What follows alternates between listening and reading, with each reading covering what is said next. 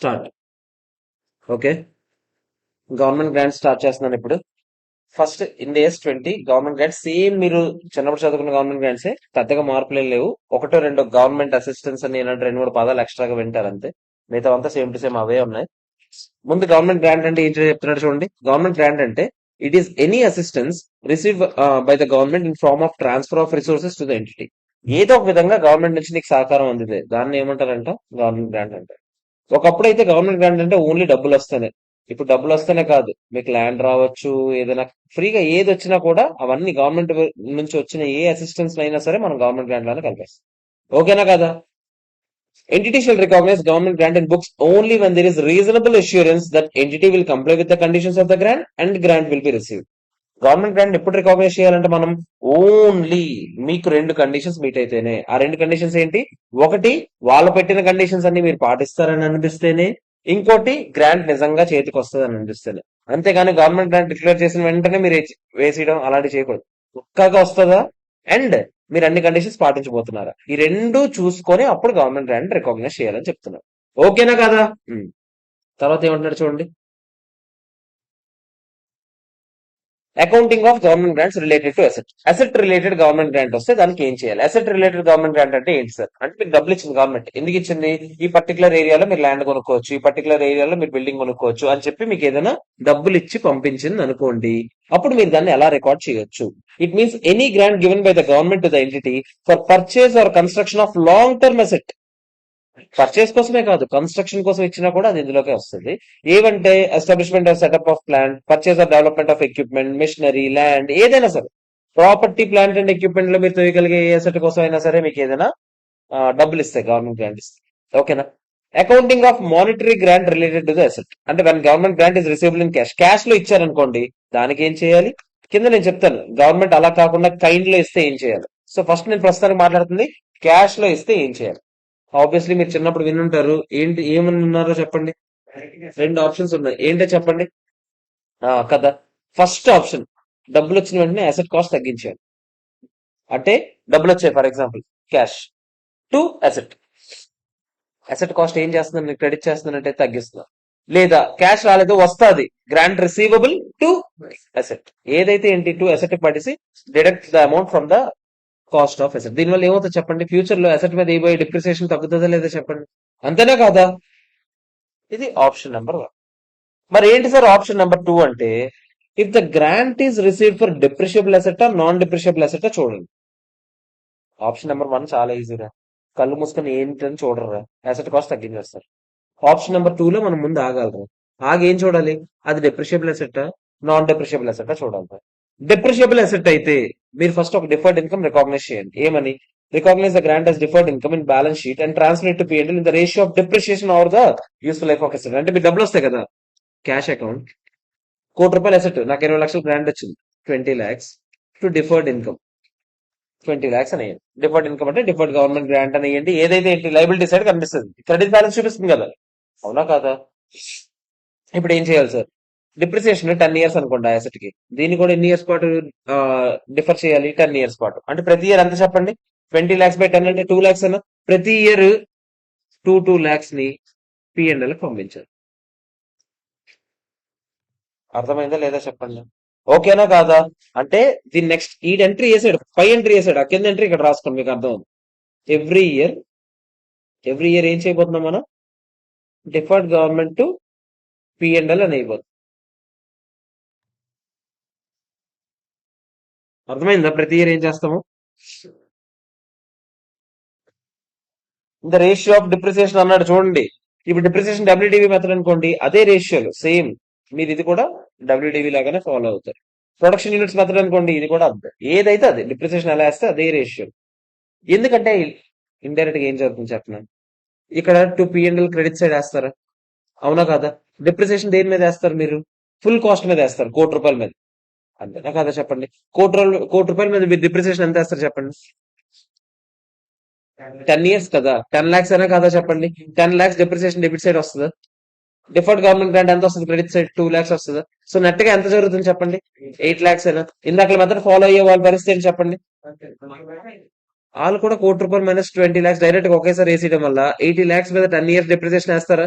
అంటే వాళ్ళు కూడా ఎంత వేస్తారు చెప్పండి? 8 lakhs ఏనా? మనము అదే వేస్తాం.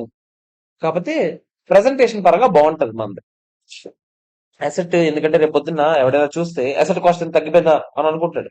అంటే అసెట్ కాస్ట్ ఇంతేనా అని అనుకుంటాడు. ఛాన్స్ ఉందా లేదా చెప్పండి? కానీ ఇదైతే ఈ మెథడ్ ఫాలో అయ్యే వాళ్ళకి క్లియర్ గా అసెట్ ఎంత, గవర్నమెంట్ గ్రాంట్ ఎంత, దానిలో ఇలా వెళ్తున్నాయా అని అర్థమవుద్ది. అంతే కదా. FR is all about how neatly you will disclose this so and so particulars ఏదైనా సరే.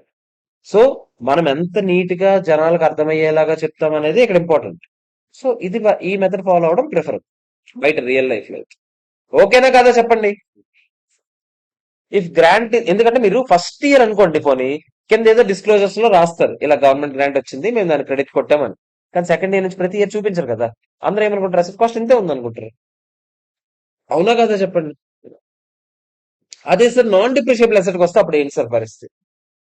డిప్రిషియబుల్ అసెట్ వస్తే ఇదని చెప్పారు. నాన్ డిప్రిషియబుల్ అసెట్ అయితే ప్రతి ఇయర్ ఇలా ఇలా వేయడం అవ్వదు కదా. డిప్రిసియేషన్ రేషియోలో ఏమన్నారు? ప్రతి ఇయర్ వేయడానికి అవుతుందా? అవ్వదు కదా. మరి అప్పుడు ఏం చేయాలి సార్? గ్రాంట్ కండిషనలా అన్కండిషనలా చూడాలి. గ్రాంట్ కండిషనల్ అనుకోండి, దాని మీనింగ్ ఏం చెప్పండి? ఏదో ఒక కండిషన్ పెట్టే ఉంటారా?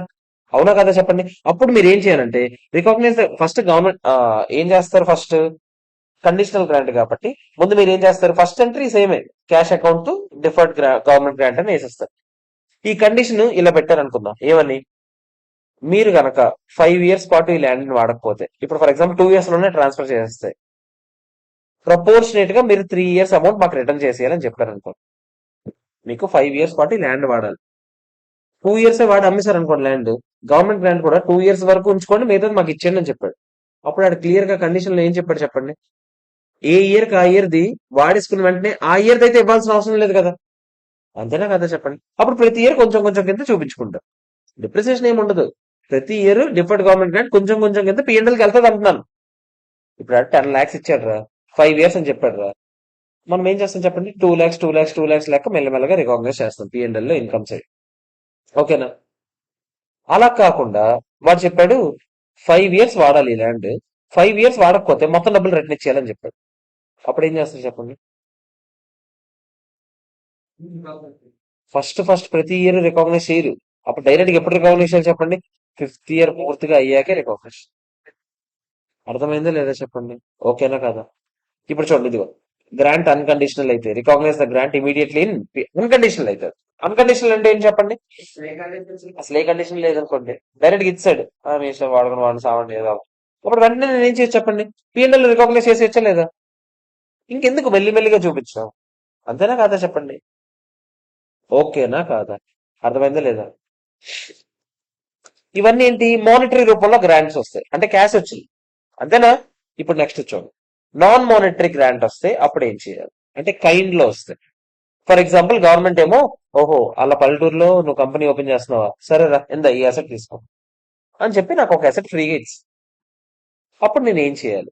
అసెట్ కొనుక్కున్నాను కాబట్టి బుక్స్ లో చూపించాలి. కొనుక్కోలేదు యాక్చువల్ గా, కొంచెమైనా డబ్బులు ఇచ్చుంటే అప్పుడు బాధ ఉండపోయినా ఎంత కొంత నేను ఇచ్చానని రాసుకునేవాడు.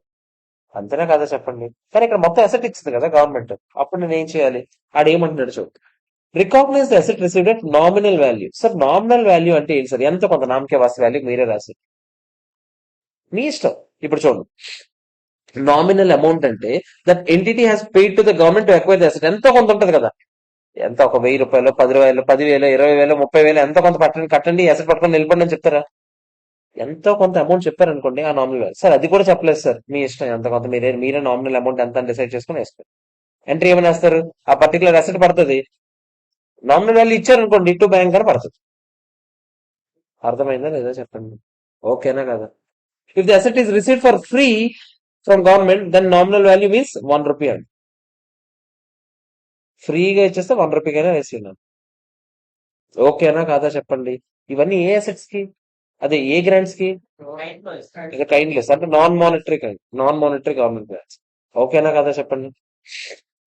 తర్వాత ఇంకొక ఆప్షన్ ఉంది. ఆప్షన్ 1 ఏమో నామినల్ వాల్యూ రికాగ్నైజ్ చేసాడు. ఆప్షన్ 2 ఏంటో చూద్దాం. మళ్ళీ సేమ్, అది డెప్రిషియబుల్ అసెట్, నాన్ డెప్రిషియబుల్ అసెట్. అంతేనా? డెప్రిషియబుల్ అసెట్ అయితే recognise the asset at fair value అంట. డైరెక్ట్ గా ఫెయిర్ వాల్యూ ఎంత కొంత ఉంటుందా? ఇప్పుడు ఆ అసెట్ వాల్యూ బయట మార్కెట్ లో 10 లక్షలు ఉంది. సేమ్ ఎంట్రీ, అసెట్ డెబిట్ కొడతారు, కాకపోతే క్రెడిట్ ఏం కొడతారు? డిఫర్డ్ గ్రాంట్ కొడతారు. ఈ డిఫర్డ్ గ్రాంట్ ఏమవుతుంది చెప్పండి ప్రతి ఇయర్? సేమ్ ఇందాక చెప్పినట్టే డిప్రిసియేషన్ రేషియోలో ప్రతి ఇయర్ కొంచెం కొంచెం కింద పిఎన్ఎల్ లోకి వస్తుంది. అర్థమైందా మీకు?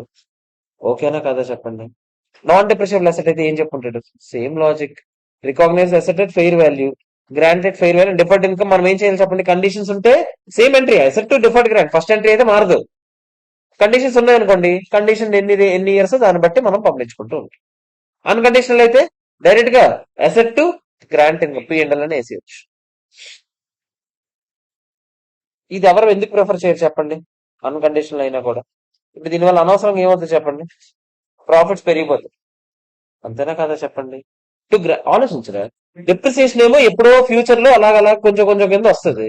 నువ్వు గ్రాంట్ ఇన్కమ్ అని పిఎన్ఎల్ ఒకేసారి వేస్తావు ఫెయిర్ వాల్యూకి, అనవసరంగా ప్రాఫిట్స్ పెరుగుతాయి. అంతేనా కదా చెప్పండి? అర్థమైందా లేదా? క్లియరా కాదు? Okay, clear. తర్వాత అలాగే accounting of government grants related to income అంటే ఏంటి సార్? ఇప్పుడు గవర్నమెంట్ చెప్పింది ఆ, నీకు సబ్సిడీ ఇస్తాను, ఎలక్ట్రిసిటీ బిల్ అందరికి ఎంత అయితే నీకు ఇంత, లేకపోతే నీకు ఇల్లు ఖర్చులు పెట్టుకోవడానికి నేనే ఎంత కొంత ఇస్తాను. ఓకేనా? క్యాష్ కింద వస్తుంది. క్యాష్ కింద రావచ్చు, కైండ్ లో రావచ్చు, ఏదైనా చేయొచ్చు. ఇప్పుడు చూడండి, it means grant given by the government to entity for incurring expenses or for relief in case of losses in business. For example immediate గా స్టార్ట్అప్ ఒకటి పెట్టాం, రిలీఫ్ కింద ఎంతో కొంత ఇచ్చారు నాకు, ఆ ఏరియాలో స్టార్ట్అప్ పెడితే 1,00,000 ఇస్తున్నాను ఏదో చెప్పారు. ఓకేనా? అలాగే సబ్సిడీ ఇచ్చారు రీసెర్చ్ అండ్ డెవలప్మెంట్ కి, వాటికి ఎన్విరాన్మెంట్ ప్రొటెక్ట్ చేయడానికి. గూడ్స్ తక్కువ రేటుకి అమ్మండి, నేను మీకు సబ్సిడీ ఇస్తాను. మనం జిఎస్టీలో చదువుకున్నాం కదా, any subsidies receive from central government. ఏం చేస్తాం? వాల్యూ ఆఫ్ సప్లైలో మైనస్ చేస్తామా లేదా చెప్పండి? ఓన్లీ గవర్నమెంట్ రిలేటెడ్ వచ్చి అంతే, ప్రైస్ లో ఇంక్లూడ్ చేయమంటే అంతేలే, ఎక్స్క్లూడ్ చేస్తాం. అంతేనా కదా చెప్పండి? ఓన్లీ గవర్నమెంట్ రిలేటెడ్ సబ్సిడీ అయితే అది కూడా డైరెక్ట్లీ లింక్ టు ప్రైస్ అయితే అని చదువుతామా లేదా చెప్పండి? ఇప్పుడు ఇక్కడ ఏం చేయాలి? అకౌంటింగ్ ఏంటి? If the grant is receivable for expenses already incurred or for immediate startup or relief, that is unconditional. అంటే ఆల్రెడీ జరిగిన ఖర్చులకి మీకు ఇచ్చారంటే దాని మీనింగ్ ఏంటి? ఇంకా కండిషన్ ఏమైనా ఉంటుందా? జరిగిన ఖర్చులకు మళ్ళీ మీకు ఇస్తే కండిషన్ ఏముంటది? కదా గుడ్డు. అంతేనా కదా చెప్పండి? అంతేనా కదా? అప్పుడు ఎంట్రీ ఏమని ఇయ్యాలి? డబ్బులు వచ్చాయి అనుకోండి, బ్యాంకు డబ్బులు రావట్లేదు, ఆ గ్రాంట్ ఇంకా వస్తుంది ఫ్యూచర్ లో అనుకోండి, గ్రాంట్ రిసీవబుల్ టు తీయండి.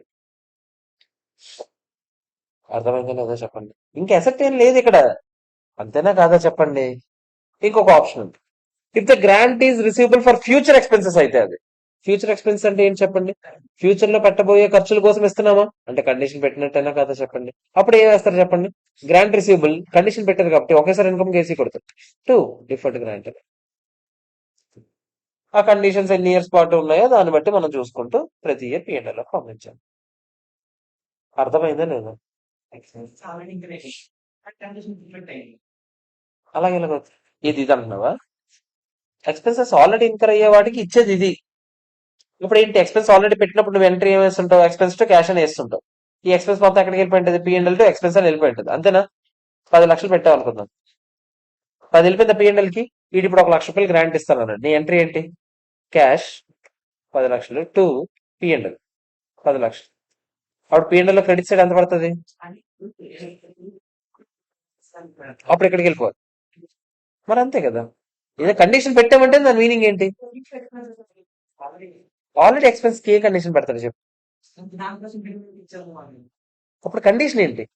నువ్వు ఒక కండిషన్ దానికోసం పెట్టామని ఇచ్చాడు అన్నావు, నువ్వు పెట్టామని ఇచ్చాడు అయిపోయింది. ఇంకా కండిషన్ ఎక్కడ ఉంది? దానికోసం పెడితే ఇస్తాను అంటే కండిషన్ అవుతుంది, కానీ దానికోసం పెట్టాం కాబట్టి ఇచ్చామంటే అది కండిషన్ ఎలాగ అవుతుంది? కండిషనల్ అంటే ఏంటి? ఎప్పుడైనా రిటర్న్ తీసుకోవాలని అర్థం. అంతేనా? ఇక్కడ నువ్వు చెప్పిన ఎగ్జాంపుల్ ఎప్పుడు రిటర్న్ తీసుకుంటాడు చెప్పు? ఎప్పుడు రిటర్న్ ఎప్పుడు తీసేసుకుంటది గవర్నమెంట్? నేను ఏదైనా పాటించకపోతే తీసుకోవాలి కదా, ఏం పాటించకపోతే? దాని అర్థం కండిషన్ కదా. నువ్వు దాని అర్థం ఫ్యూచర్ లో ఇస్తాను, కండిషన్ మీట్ అయితే అని అంటున్నావు. నువ్వు ఎగ్జాంపుల్ రాంగ్ గా ఫ్రేమ్ చేస్తావు. నువ్వు ఎగ్జాంపుల్ ఏంటి? కరెక్ట్ చెప్పు. అల్లప్పుడు ఎప్పుడో ఇంత ఖర్చు పెట్టావు కదరా, ఇదిగో ఇంత గ్రాంట్ అని చెప్పాడా? ఆ, ఉమ్. ఖర్చు పెట్టేసావా పెట్టలేదా? ఖర్చు పెట్టేసావు. ఏ ఏ కండిషన్ మళ్ళీ? ఆడి గ్రాంట్ అనౌన్స్ చేసినప్పటికి నువ్వు పెట్టావు పెట్టలేదు? ఖర్చు పెట్టేసావు కదా, మరి అయిపోయింది కదరా.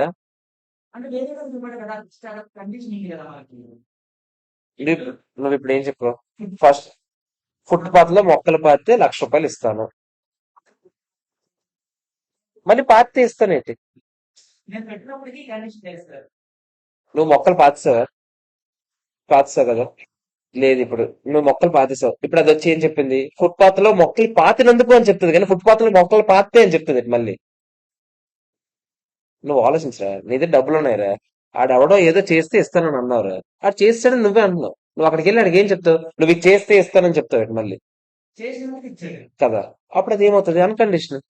చేశాడు కాబట్టి నువ్వు ఇచ్చు, అయిపోయింది, ఇంకా క్లోజ్ చాప్టర్. ఇంకా లేదు, ఇంకొక సైడ్ మొక్కలు పాతాలి, అప్పుడు ఇస్తాను అని అన్నావు. అప్పుడు ఏం చెప్తావు? ఇదిగో ఇటు సైడ్ కూడా మొక్కలు పాతే ఇస్తాను అని అంటే అప్పుడు ఇది కండిషనల్. అంతే కదరా. నువ్వు పాతినందుకు ఇచ్చిన ఆడు తెలియకుండా ఎలాగ ఇచ్చేస్తాడు? ఆడే ఏదో ఒకటి ఇచ్చేటప్పుడు ఏదో ఒకటి చెప్తాడు. నువ్వు పాతావా, పాతలేవు. పాతావా, ఇదిగో పాతినందుకు ఎంత. పాతలేదా, పాతావా అని అనుకోని ఇంత. పాతావా అని అనుకోని ఇచ్చింది కండిషనల్, పాతావని ఇచ్చింది అన్కండిషనల్. అర్థమైందా లేదా చెప్పండి? ఇప్పుడు ఈ గవర్నమెంట్ గ్రాంట్ లాస్ట్ పేజ్కి వచ్చాం. ఈ గవర్నమెంట్ గ్రాంట్ ఎలా ప్రజెంట్ చేయాలి? బ్యాలెన్స్ షీట్ లో డిఫర్డ్ గ్రాంట్ ఎక్కడ చూపించాలి చెప్పండి? లైబిలిటీ సైడ్ చూపించాలి. కరెంట్ నాన్ కరెంట్ సార్ అంటే డిపెండ్స్. అది ఎన్ని ఇయర్స్ ఉన్నదో దాన్ని బట్టి. 1 ఇయర్ కన్నా తక్కువకి వచ్చినప్పుడు అది ఏం చూపిస్తాము? కరెంట్ లో చూపిస్తాం. మరి P&L లో ఎక్కడ చూపిస్తాం సార్? గ్రాంట్ ఇన్కమ్ అని ఇందాక నుంచి అంటున్నారు కదా. సెపరేట్ గా అదర్ ఇన్కమ్ కింద చూపించొచ్చు అంట, లేకపోతే రిలేటెడ్ ఎక్స్పెన్స్ కి నుంచి మైనస్ చేయొచ్చు అంట. దాని ఖర్చులు ఏమైనా అవుతాయి కదా, ఆ ఖర్చుల నుంచి మైనస్ చేసినట్టయినా ప్రజెంట్ చేయొచ్చు. ప్రజెంట్ చేయడానికి రా, మీ ఇష్టం, ఎలాగైనా ప్రజెంట్ చేసుకోవచ్చు. ఓకేనా కాదా చెప్పండి? Statement of cash flows. Cash flows లో గవర్నమెంట్ గ్రాంట్ వచ్చింది అనుకోండి, ఇన్వెస్టింగ్ యాక్టివిటీ వద్దా, ఆపరేటింగ్ యాక్టివిటీ వద్దా, ఫైనాన్సింగ్ యాక్టివిటీ వద్దా అంటే ఫైనాన్సింగ్ యాక్టివిటీస్ లో చూపించాలి. ఎక్స్ట్రాడినరీ యాక్టివిటీ అట్రా క్యాష్ ఫ్లో స్టేట్మెంట్ లో మెంటలాడ. ఏం ఆడుతున్నావా? క్యాష్ ఫ్లో స్టేట్మెంట్ లో ఉంటే 3 యాక్టివిటీస్ కదరా. సరే, ఫైనాన్సింగ్ యాక్టివిటీస్ లో చూపించాలి. ఓకేనా కాదా చెప్పండి? ఇది మనం ఎలాగో మనం క్యాష్ ఫ్లో స్టేట్మెంట్ చేసినప్పుడు చేస్తాము. Accounting of repayment of government grants. మధ్యలో మీకు చెప్పాను కదా, గవర్నమెంట్ గ్రాంట్ రీపే చేసేయాల్సి రావచ్చు, కండిషన్స్ ఏమైనా మీట్ అవ్వకపోతే. అంతేనా కదా చెప్పండి? Entity has to do the following accounting of repayment of grants according to the following cases. Already మనం అప్పటికే P&L ఇన్కమ్ కింద రికగ్నైజ్ చేస్తాం అనుకోండి, ఏముంది కదా గుడ్, P&L డెబిట్ మళ్ళీ బ్యాంక్ అని ఇచ్చేస్తాం. అంతేనా కదా చెప్పండి? ఆల్రెడీ ఇన్కమ్ రికగ్నైజ్ చేశారు, మళ్ళీ ఎక్స్పెన్స్ చేసేయండి. అంతేనా కదా? డిఫర్డ్ ఇన్కమ్ కింద చూపిస్తున్నారు అనుకోండి, ఇప్పుడు రెండు రెండు కొంచెం ఆల్రెడీ P&Lకి వెళ్ళి ఉంటది, కొంచెం ఏమో డిఫర్డ్ ఇన్కమ్ ఉండి ఉంటది. ఇప్పుడు రెండు రివర్స్ చేయాలి. P&Lకి వెళ్ళిందేమో P&L డెబిట్ కొడతారు, డిఫర్డ్ ఇన్కమ్కి వెళ్ళిందేమో డిఫర్డ్ ఇన్కమ్ డెబిట్ కొడతారు, టు క్యాష్ బ్యాంక్ ఏదో. అర్థమవుతుందా? ఆల్రెడీ P&L డెబిట్ చేస్తుంటారు కదా, క్రెడిట్ చేస్తుంటారు కదా కొంచెం, అది ఇప్పుడు డెబిట్ చేయమంటున్నాను. ఇంకా క్రెడిట్ చేయకుండా ఉన్న అమౌంట్ ఉంటుందా? అది డిఫర్డ్ ఇన్కమ్ లో ఉంటుందా? అది డెబిట్ చేయమని. అర్థమైందా లేదా? సార్ ఆల్రెడీ నేను అసెట్ కాస్ట్ లో రిడక్షన్ కింద చూపించాను, నాలాంటి వాళ్ళు ఏం చేయాలి సార్? అసెట్ కాస్ట్ లో రిడక్షన్ కింద చూపించావు, ఇప్పుడు ఏముంది? మళ్ళీ అసెట్ డెబిట్ కొట్టి టు గ్రాంట్ అనేసి, అదే టు బ్యాంక్ అనేసి. అంటే అసెట్ కింద అసెట్ కాస్ట్ లో రెడ్యూస్ చేస్తుంటే నువ్వు ఆల్రెడీ అసెట్ కాస్ట్ ని తగ్గించావా లేదా చెప్పండి? ఇప్పుడు మళ్ళీ అసెట్ కాస్ట్ ఏం చేయాలి? పెంచాలి. అసెట్ కాస్ట్ పెంచాలి, టూ ఎంత డబ్బులు ఇచ్చేస్తున్నా అంత డబ్బులు వేస్తాం. ఓకేనా కదా? Depreciation that would have been recognized on this asset if there was no grant shall be immediately recognized in P&L. అంటే అసలు ఈ గ్రాంటే రాకపోయి ఉంటే నువ్వెంత డిప్రిసియేషన్ వేసి ఉండేవాడువో యాజ్ ఆన్ డేట్ అది లెక్క పెట్టుకొని ఇప్పటి వరకు ఎంత వేసావో చూసుకొని ఆ డిఫరెన్స్ అమౌంట్ ఒకేసారి వేసేయాలండి P&L. Full amount. ఇది ఇది నేను మీకు ఇప్పుడే క్వశ్చన్ చేస్తాను కదా, ఆ క్వశ్చన్ లో మీకు క్లియర్ గా చూపిస్తాను. ఓకేనా? Clear? Last and final, accounting of loan receive from government at less than market interest రేట్ల కన్నా తక్కువ రేటుకి లోన్ ఇచ్చింది గవర్నమెంట్. అది కూడా ఒక విధమైన గవర్నమెంట్ అసిస్టెన్స్ అయినా. అంతేనా కదా చెప్పండి? అప్పుడు ఆడు ఏమంటాడు చూడండి, ఫైనాన్షియల్ ఇండియాస్ 109 లో ఎలా నేర్పిస్తారో అలా చేయండి. ఇండియాస్ 109 లో లోన్ తక్కువకి వస్తే ఏం చేయాలి, బయట మార్కెట్ ఇంట్రెస్ట్ రేట్లు ఎలా ఉంటాయి దాన్ని బట్టి. అదో పెద్ద సొన్నా మీరు ఇండియాస్ 109 లో మనకి ఏం చెప్తారంటే ఏం లేదురా, ఇప్పుడు మీకు 10 lakhs వచ్చింది అనుకోండి, మీకు డైరెక్ట్ గా 10th ఇయర్ తర్వాత రీపే చేయండి అని చెప్పారు. ఓకేనా? అనుకుందాం, నేను ప్రస్తుతానికి ఈజీగా ఉందని చెప్తున్నాను. ఓకే, మళ్ళీ ఇంట్రెస్ట్ రేట్లు మారిపోతాయి కదా. 10th ఇయర్ తర్వాత నాకు 11 lakhs రీపే చేయండి అని చెప్పారు అనుకుందాం. వదిలే, ఇంట్రెస్ట్ రేట్ వేద్దాం. అప్పుడు 1 year వేద్దాం ఫర్ ఎగ్జాంపుల్, సరిపోతుంది కదా. 1 year loan at the rate 10% ఇచ్చారనుకుందాం. బయట మార్కెట్ లో 10% ఉంది, మీకు 5% ఇచ్చారు అనుకోండి. ఓకేనా? 10 lakhs లోన్ ఇచ్చారు, 1 year 5%. అంటే రీపే చేసినప్పుడు ఎంత చేస్తారు చెప్పండి? 1 lakh 10 lakh 5,000 అయినా కాదా చెప్పండి? 10 lakh 5,000 అయినా? 10 lakh 50,000? 10 lakh 50,000 కదా? అంతే. 10 lakh 50,000 అయినా కాదా చెప్పండి? Year 1 లో 10 lakh 50,000 రీపేమెంట్ జరుగుతుంది. బయట మార్కెట్ లో ఇంట్రెస్ట్ రేట్ 10% ఉంది. అప్పుడు మీరు అసలు ఫస్ట్ ఇనీషియల్ గా డబ్బులు వచ్చినప్పుడు మీరు ఏమనుకుంటారు? చిన్నప్పుడు నేర్చుకున్న దాని ప్రకారం ఇనీషియల్ గా లోన్ వచ్చినప్పుడు మీరు ఏమైనా వేస్తారు చెప్పండి? క్యాష్ టు లోన్ ఎంత వేస్తారు చెప్పండి? ఇనీషియల్ గా లోన్ వేసినప్పుడు 10 lakhs 10 lakhs. కానీ ఇప్పుడు అది ఇకపైన అది మారిపోయింది. ఇప్పుడు లోన్ ఎంతకి రికగ్నైజ్ చేయాలి తెలుసా? Fair value. అంటే ఏంటి సార్ అంటే, బయట మార్కెట్ లో రేట్ ఎంత ఉంది, అది వాడి డిస్కౌంట్ చేయండి. 10 lakh 15 డిస్కౌంట్ చేయండి 10% వాడి. 1/1.1 ఏనా? ఇంటూ 10 lakh 50,000 ఏనా? ఎంత చెప్తారా? 9,54,000.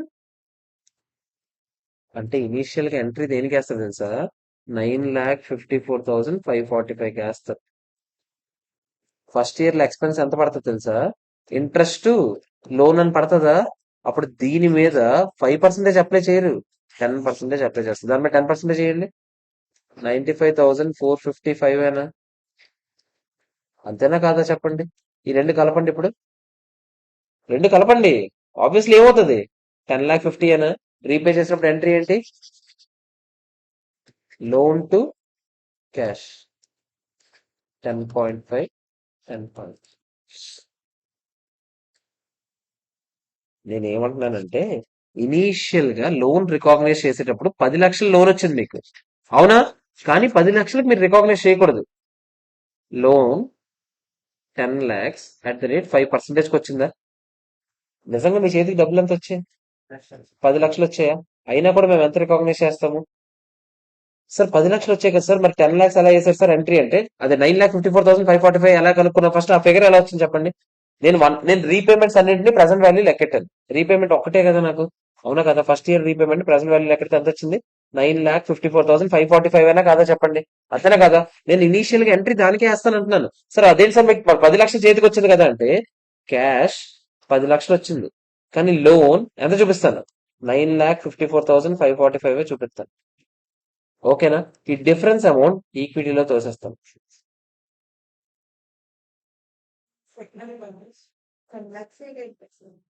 10 lakhs ఏంటిది? వేసాను కదా క్యాష్. ఇనీషియల్ ఎంట్రీ ఇది పడుతుంది అంటున్నాను. ఇప్పుడు ఇది గవర్నమెంట్ గ్రాంట్ అనుకోండి, ఇక్కడ ఈక్విటీ పడదు. ఏం పడుతుంది? గవర్నమెంట్ గ్రాంట్ అని పడుతుంది. అర్థమైందా? ఎంత పడుతుంది తెలుసా? అది ఎంత లెక్కెట్టారు? 95,000. 95,000 క్యాష్ వచ్చినప్పుడు 10 లక్షలు వచ్చిందా? 10 లక్షలు మైనస్ ఇది ఎంత చెప్పండి నాకు? 45,455 గవర్నమెంట్ గ్రాంట్ కి పడుతుంది.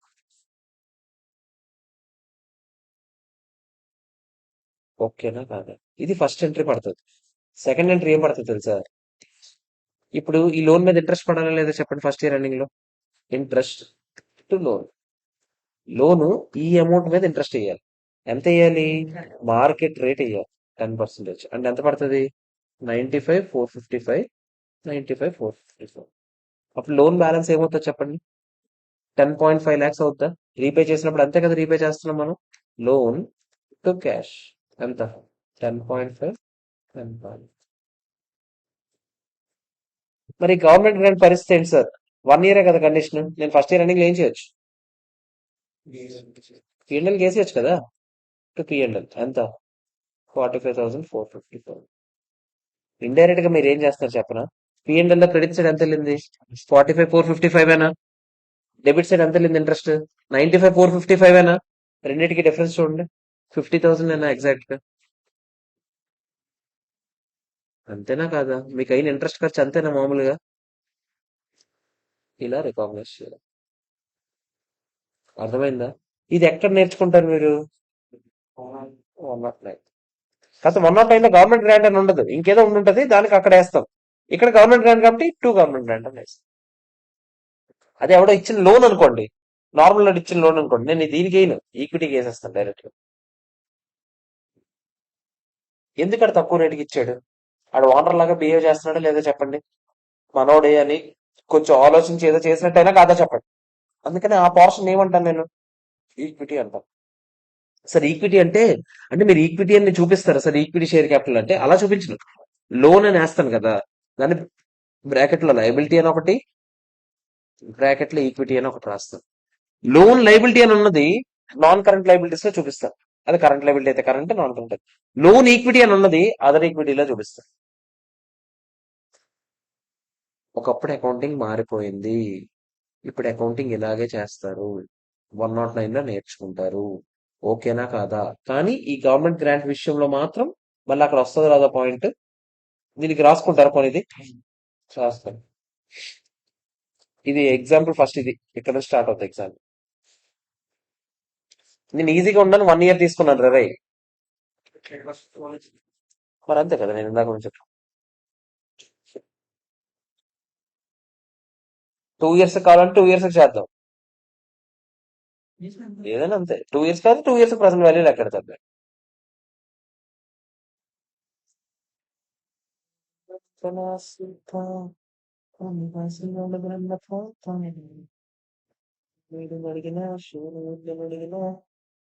అడిగిన 2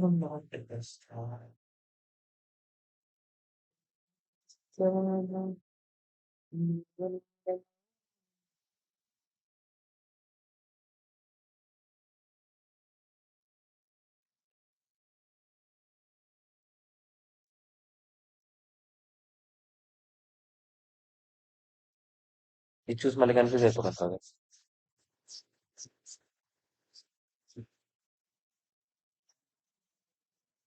ఆ, అందుకే ఇదంతా ఇలా ఇది రాసిన తర్వాత ఇది రాదు. అలాగే వేయకూడదు అంటున్నారా? ఇక్కడ రా, అది ఇక్కడ రాస్తుంది. క్యాష్ టు లోన్ ఒకప్పుడైతే 10 lakhs 10 lakhs అని పడేది, ఈ అకౌంటింగ్ మారిపోయింది.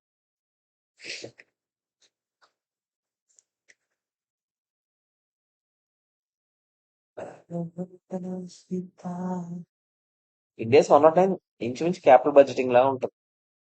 అన్ని ప్రెసెంట్ వాల్యూ లెక్కెట్టడం మళ్ళీ సేమ్. 20 మార్క్స్, ఇంకా అది 20, కన్సల్టేషన్ 20, ఇంకెక్కడ మిగతా పేపర్ ఉన్నాయి. కానీ పక్కా 20 మార్క్స్ అని నేను చెప్పిన, 14 మార్క్స్ పక్కా. 14 మార్క్స్ మా అటెంప్ట్ అయితే 14 మార్క్స్ క్వశ్చన్ డైరెక్ట్ వచ్చి, మా అటెంప్ట్ 2 క్వశ్చన్లు వచ్చినట్టు, ఒకటి 14 మార్క్స్, ఒకటి 6.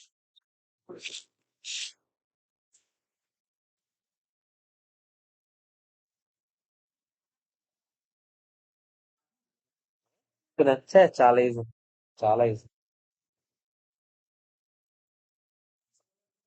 కన్సల్టేషన్ అసలు ఏం అనిపించలేదు ఈసారి.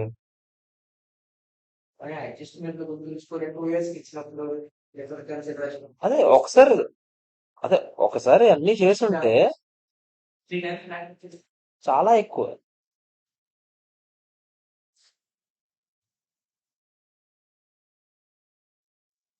నేను అప్పుడు చిరంజీవి జైన్ బుక్ నోట్స్ ఒకటి తీసుకొని ప్రిపేర్ అయ్యాడు అనమాట, క్లాసులకి వెళ్ళలేదు కానీ.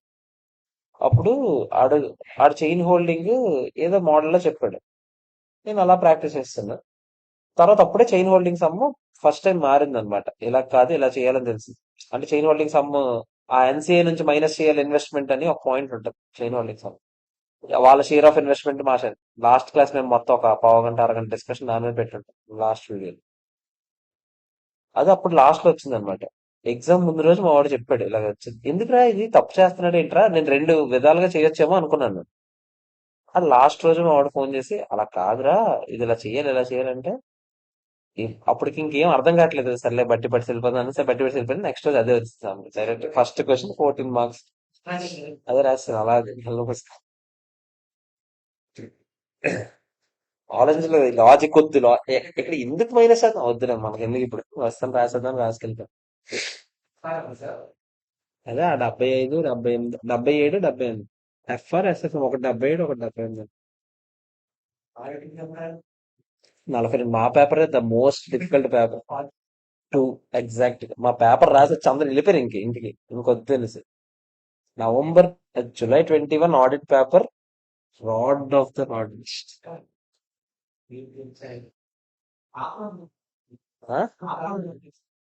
ఏది?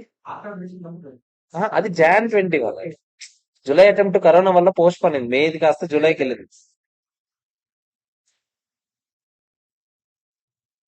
రాసారు ఇది. అన్ని పేపర్లు బాగా వచ్చాయి మాకు. ఆడిట్ తప్ప లా చాలా లెంది అందరికి వచ్చినట్టే ఈసారి లాస్ట్ టైం జరిగినట్టు. ఆడిట్ మాత్రం నీ అమ్మాయి ఏడుపు వస్తుందా. నా బాధ నేను ఫెయిల్ అయిపోయినది బాధ కదా. ఇప్పుడు సెకండ్ గ్రూప్ లో 300 ఫ్లూక్ లో వచ్చింది రైట్ కనేస్తారు. కోడి అమ్మాయి అంత పని అయిపోయింది బొక్కడైపోయింది. అది తెలియదు కదా మనకి, అంత ధైర్యంగా ఉండలేం కదా ఇప్పుడు. ఇప్పుడు నా పరిస్థితి ఏంటి? అప్పటికి అందరి ఆఫీస్ లో వచ్చి జూనియర్స్ అందరు ఫోన్ చేసి ఎలా వచ్చే బ్రో, ఇది ఎలా చేయాలి బ్రో, అలా నేను అందరి దగ్గర అది కాదు, అది ఇలా ప్రిపేర్ అవ్వు, ఇది ఇలా ప్రిపేర్ అవ్వు, ఓవర్ యాక్షన్ చేద్దాం. ప్రతి యూట్యూబ్ లో ఇంటర్వ్యూ ఇచ్చాను అప్పుడే ఒకడికి. ఆ ఎస్జే, దాని పేరు ఏంటో, ఆడి పేరేటారా, యూట్యూబ్ లో ఒకడు ఉంటాడు 50K సబ్స్క్రైబర్స్ ఉంటాడు. ఫ్యాకల్టీ పేరు నాకు తెలియదురా. ఎవడో నార్త్ ఫ్యాకల్టీ, నాకు ఇంటర్వ్యూ ఉంటుంది యూట్యూబ్ లో. దేనికి అనుకున్నా, SCMP 83 వచ్చింది కదా, దానికి ఇంటర్వ్యూ చేసినట్టు. ఎస్జే ఏదో జే, వాడి పేరేంటి మర్చిపోయి, నువ్వు కొట్రా. ఎస్ఎంపి, ఎస్ఎంపి దేవి ప్రసాద్ అని కొట్టేదో వస్తుంది. SJC క్లాసెస్ రా. SJC అంటే ఏంటి గుర్తురాట్లేదు నాకు. అని చూసుంటారా ఇన్స్టాగ్రామ్ యాడ్లో గట్రా ఫ్యాకల్టీ. పేరేం మర్చిపోయి.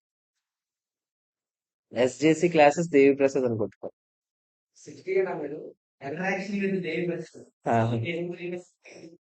దట్, ఆడు బ్రాకెట్ లో దట్ టు వితౌట్ కోచింగ్ అని రాసి ఆడు తమ్ముడు అప్పట్లో యూట్యూబ్ లో. అవునా? ఆడు ఆడేదో యూట్యూబ్ లో 75 వచ్చాయంటారు స్టూడెంట్ కి. 73 ఎంతో ఆడికి ఎవరికో తెలిసిన వాళ్ళకి వచ్చాయంట. నాకు తెలిసి ఇదే హైయెస్ట్ అనుకుంటున్నాను ఈసారి అటెంప్ట్ కి. SCMP చాలా రాడ్ కరెక్షన్ అనమాట. అసలు ఏం చేశాను కూడా, పేపర్ చాలా ఈజీ రా, కరెక్షన్ చాలా రాడ్. ఎందుకంటే పేపర్ డైరెక్ట్ గా ఇచ్చాడు అనమాట కొన్ని క్వశ్చన్స్. పేపర్ ఎలా కరెక్ట్ చేశారు అనుకున్నా, చిన్నప్పుడు చేస్తారు చూడు, లైన్ లైన్ ఎతికి అలా చేశారు లిటరల్ గా. ఈ తర్వాత నా పేపర్ అనాలిసిస్ వీడియో ఉంటుంది, అది 83 మార్క్స్ ఎలా వచ్చాయి అనాలిసిస్ వీడియో అని ఉంటుంది. అది ఆ వీడియోలో చూడు. అంటే నేను మొత్తం ఆ క్వశ్చన్ ఏంటి వచ్చిందంటే, ఒక 20 మార్క్స్ క్వశ్చన్. అప్పుడులో మాకు మీకు ఇప్పుడు 100 ఉన్నాయి కదా వెనకట్లు ఉండే చూడండి కేస్ స్టడీ డైజెస్ట్ అని. అప్పుడు వాళ్ళకి మాకు ఎన్ని ఉండే 25 ఉండేవి అనమాట. ఆ కేస్ స్టడీ డైజెస్ట్ లేదు. వస్తే 25 నుంచి రావాలి, లేకపోతే ఎటు నుంచి వస్తే తెలియదు. ఆ 25 ఎలా చదివానంటే, లైన్ లైన్, నువ్వు పేపర్ అనాలిసిస్ వీడియో ఉంటుంది ఆడ ఛానల్లో. అది నేను అదే క్వశ్చన్ వచ్చింది అనమాట. అందులో బీచ్ అని ఉంటది, బీచ్ క్లీనింగ్ గురించి క్వశ్చన్. మాకు ఇవ్వడం క్వశ్చన్ హోటల్ క్లీనింగ్ గురించి వచ్చింది. నేను ఎంత చదివానంటే ఆన్సర్ కూడా మొత్తం బీచ్ క్లీనింగ్ అని రాస్తాను. లాస్ట్ లో ఓ సారీ ఇది హోటల్ కదా, బీచ్ అని ఒక్క పదం నా పేపర్ లో ఉంటది. బీచ్ ఒక్కటి ఇలా కొట్టేసి హోటల్ హోటల్ హోటల్ అని మార్చాను లాస్ట్. ఆడు చదివేసి ఆడికి మెంటల్ ఫస్ట్ ఆడేమన్నాడు, ఈడి చూసి ఆ సజెస్ట్ ఆన్సర్ తయారు చేసానా, సజెస్ట్ ఆన్సర్ చూసి ఈడి తయారు చేసి నాకు అర్థం కావట్లేదు.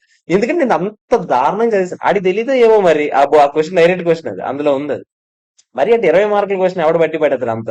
నాది అలా మొత్తం నువ్వు ఏ క్వశ్చన్ అయినా తీసుకో, ఆ క్వశ్చన్ కింద నోట్స్ ఉంటాయి చూడు వెనకట్ల ఉంటాయి కదా, సేమ్ అదే హోటల్ పక్కన పార్క్ అన్నమాట. ఆ హోటల్ పక్కన పార్క్ లో సేమ్ చెత్త ఉంటది అదే. ఆ రాకీ సర్ఫేస్ అది కూడా రాస్తాను, తవ్వినప్పుడు రాక్ దొరుకుతుంది, అంతా మొత్తం A to Z అంతా రాస్తాను.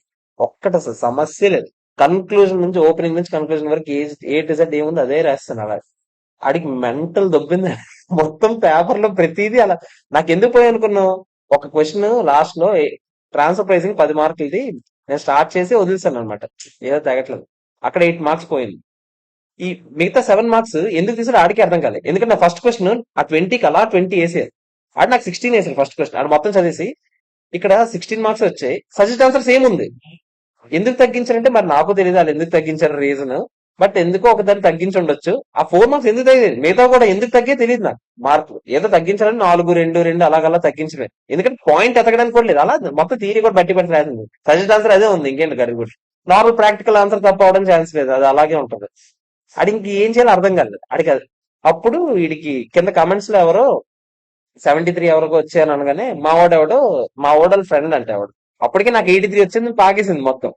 మా ఫ్రెండ్స్ ఆడెవడో ఆడు కమెంట్ లో పెట్టాడంట, మా ఓడి ఫ్రెండ్ కి ఒక అబ్బాయికి 83 వచ్చిందని.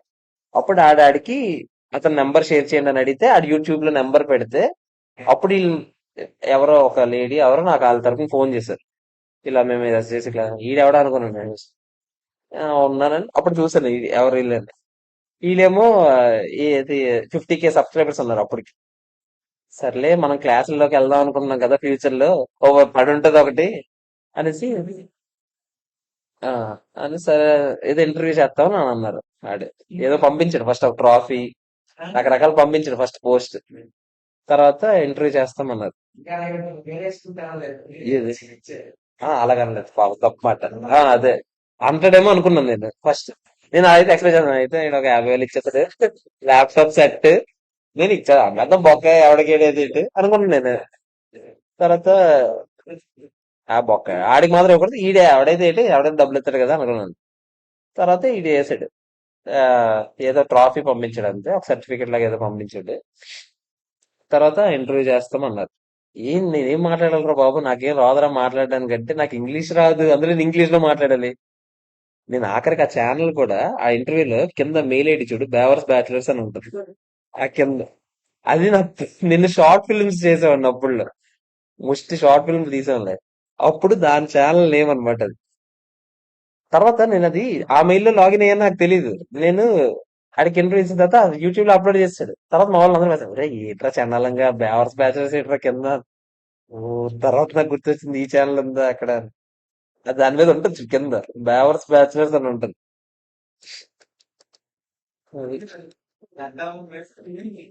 అదే కదా చిన్న చిన్న నిబ్బాష అప్పుడు కరోనా కదరా. ఇంట్లో అన్ని గీసి కూర్చోబెట్టారు మూల. అసలు ఏం మాట్లాడి అందులో చెప్పేశాను. ఆడు అడిగాడు క్లాసెస్ ఎందుకు తీసుకోలేదని. అప్పుడు బట్టలు కొనడానికి డబ్బులు లేవు సార్ మా నాన్నకి డబ్బులు అడిసి యాక్చువల్గా అదే జరిగింది. అప్పుడు మా నాన్నకు కూడా తెలియదు. అది చెప్పేశాను అడిగి. అప్పుడు తర్వాత మా నాన్నకు తెలిసింది ఆ విషయం. అప్పటి వరకు సెల్ఫ్ అని తెలియదు మా నాన్నకు కూడా ఎస్సీఎంపీ. ఇప్పటికి అప్పటికి 50K ఉండేవారు. ఆ ఛానల్ ఇంటర్వ్యూ దొబ్బేస్తాను మన ఛానల్ వేసేది పనిలో పని కొంచెం ఏదో ఒకలాగా ఉంటుంది. బొక్క కాపీ లేప్స్ పాప మాడి బతుకు అదే అయిపోయింది ఇప్పుడు. జాలేస్తుంది అడుగుతా ఆడు ఎస్ఎఫ్ఎం కూడా చెప్తాడు అనుకుంటా. అడేమో ఒక్క క్లాస్ వెళ్ళలేదు ఆడు నేను ఆడు ఎవడో కూడా తెలియదు నాకు. నేను మీరు చూస్తుంటాను సార్ అని మధ్యలో ఆడు అన్నాడు మీరు వినే ఉంటారంటే చాలా సార్లు విన్నాను. అప్పుడప్పుడు డౌట్స్ వచ్చినప్పుడు మీ వీడియోస్ చూస్తుంటాను యూట్యూబ్ లో అనిపిస్తుంది. ఆడు ఎవడో ఆడు బాస్ ఏటో నాకు అర్థమే కాదు. ఆడేమో మధ్యలో ఇంటరాక్షన్ మధ్యలో ఒక స్టూడెంట్ పిలిపిస్తారనేసి స్టూడెంట్ పిలిపించి ఇతనికి ఏవో డౌట్స్ అని అంటే అడుగుతాను. ఓడి అమ్మాయిలు ఇప్పుడు ఏంటి అడిగేస్తారు నాకేం గుర్తుంది 2 నెలలు అయింది ఏంటి చెప్పకపోతే ఇప్పుడు బాధ ఏంట్రా బాబు అది ఏంటి అడిగేస్తాడు ఏంట అంటే ఏవో అడిగాడు ఇలా ఎలా రా ఏదో అడిగాడు. ఏదో చెప్తాను నేను వేసాడు. నిజమే అదొకటి వేసేయచ్చు సమ్మేల్ అయిపోయింది అదే క్వశ్చన్స్ ఉంటది. సేమ్ అదే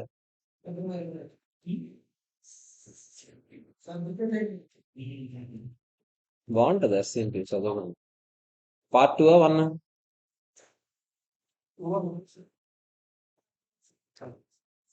రోజు పొద్దున్న లెగిసిపోయి 4:30కి అలాగా చల్ల నీటితో మొహం కడుసుకొని వెంటనే అప్పుడు నిద్ర రాదు కదా. ఏదో ఒకటి తిని రెడీగా ఉంచుతారు మా నాన్న బ్రెడ్ ఏదో ఒకటి అదే బన్నులు ఏవో అది అట్టుకొని మేడ మీదకి వెళ్ళిపోతాను ఫస్ట్. ఇంకా జపం చేస్తాను 2 గంటలు ఒకే ఒక క్వశ్చన్ రోజుకి. 24 క్వశ్చన్లు 24 రోజులని పెట్టుకున్నాను అనమాట లాస్ట్ మంత్ అని పెట్టుకున్నాను. రోజుకి ఒక క్వశ్చనే. టిఫిన్ కి వెళ్లే ముందు ఆ క్వశ్చన్ అయితే తింటాను టిఫిన్. ఆ 2 గంటలు అది చదివి చదివి చదివి అటు నుంచి ఇటు నుంచి చిన్నప్పుడు చదువుతాను చూడు అలాగే ఇంకా 24 ఎందుకంటే నాకు సెల్ఫ్ కదా నాకేం తెలియదు ఎలా చేయాలి ఎలా అటెంప్ట్ ఇవ్వాలి ఏంటి తెలియదు. నేను అప్పుడు ఏమనుకున్నాను 24 క్వశ్చన్ చదువుతున్నాం ఐసీఏ బుక్ ఎత్తుకుతాం ఇంకేమైనా కాన్సెప్ట్స్ మిస్ అయిపోయాను సైడ్ హెడ్డింగ్ గుర్తు పెట్టుకొని వెళ్ళిపోతాం కామర్స్ ఎగ్జామ్ లో. అదే నేను చేసింది యాక్చువల్గా మొత్తం ఏవైతే ఇంకా మిగిలిపోయి అవన్నీ సైడ్ హెడ్డింగ్ రాసుకొని వెళ్ళిపోయాను. తర్వాత తెలిసింది అదే అతను గడి నోట్స్ అని ఆడ అలాగే రాత్రం అది నోట్స్ అని అది తీసుకుని వెళ్ళిపోయాను. పడితే ఆ 20 నుంచి పడింది లేకపోతే సైడ్ హెడ్డింగ్ లైన్ వస్తాయి కదా 5 మార్కులైనా వస్తే చాలు. అప్పుడు మన టార్గెట్ ఏంటంటే అప్పుడు ఎస్ఎంపీ మా ముందు అటెంప్ట్ థియరీ వచ్చింది ఫస్ట్ టైం మా ముందుగా ముందు అటెంప్ట్. సో ముందు ఎవరికి మోడల్ పేపర్ కూడా ఐడియా లేదు. అందరూ ఏమనుకున్నారంటే ఇది 40 వస్తే చాలు నేను అంతే ఇది 40 వస్తే చాలు ఐడిటి 50, ఎకనామిక్ లాస్ 60, అది డిటి కలిపేస్తుంది. అలాగా ఏదో ప్లాన్ చేసుకున్నాను మొత్తానికి కలిపి. డిటి ఐడిటి కలిపి 100, ఎకనామిక్ క్లాస్ 60 ఏమో ఎస్సిఎంపి కలిపి వస్తుంది. అలాగా ఇది లెక్క వేసుకుని వెళ్ళిపోయాను. ఎస్సిఎంపి ఎగ్జామ్ బయటకు వచ్చాక 92 వస్తాయి పక్కకి. మా నాన్న చెప్తే 92 వస్తాయి. కాకపోతే కొంచెం భయం ఉండిపోయింది. ఏమో అప్పటికే ఐపీఎస్ అన్ని సార్లు అయ్యింది కదా, ఏమవుతుంది అంతలోని డిటి దడేలైపోయింది. డిటి ఎగ్జామ్ రాసి వచ్చాక లిటరల్ గా ఇంకా అయిపోయింది, ఎగ్జామ్ అటెంప్ట్ పోయింది అనుకున్నాను. 70 కాదు. అండ్ నేను డిటి ఏమో అప్పటికి నా థాట్ ప్రాసెస్ ఎలా ఉండేదంటే, ఒక పర్టికులర్ పాయింట్ పోతే మొత్తం పోతుంది క్వశ్చన్ అనుకునేవాడు. ఎందుకంటే అప్పుడు ఎందుకంటే ఇప్పుడు ట్రస్ట్ క్వశ్చన్ ఉంది, పైన అనానమస్ డొనేషన్ లెక్కెడతాను. అనానమస్ డొనేషన్ పోతే మొత్తం పోయిందని అనుకునేవాడు. తర్వాత తెలిసింది, ఓ స్టెప్ వైజ్ మార్కింగ్ ఉంటుందని. అంటే ఉంటదని తెలుసు కానీ నేను ఆ భయం ఉండేది. ఆ ఐటీఎస్ఎం అలా సృష్టించింది ఐపీసీసీ.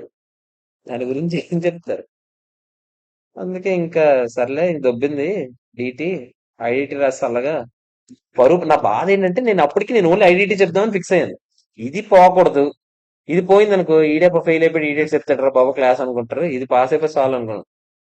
అట్లీస్ట్ 50+ వచ్చేస్తే నేను ఏదో చెప్పేద్దాం, పేపర్ మా టైంలో కష్టంగా వచ్చింది, లేకపోతే ఈజీగా నేను ఎగ్జామ్షన్ స్కోర్ చేసేవాడిని, ఏదో చెప్పేద్దాం ప్లాన్ లో ఉన్నాను నేను. అప్పుడు ఫిక్స్ అయిపోయాను, ఐడీటీ చెప్దామని ఫిక్స్ అయ్యాను.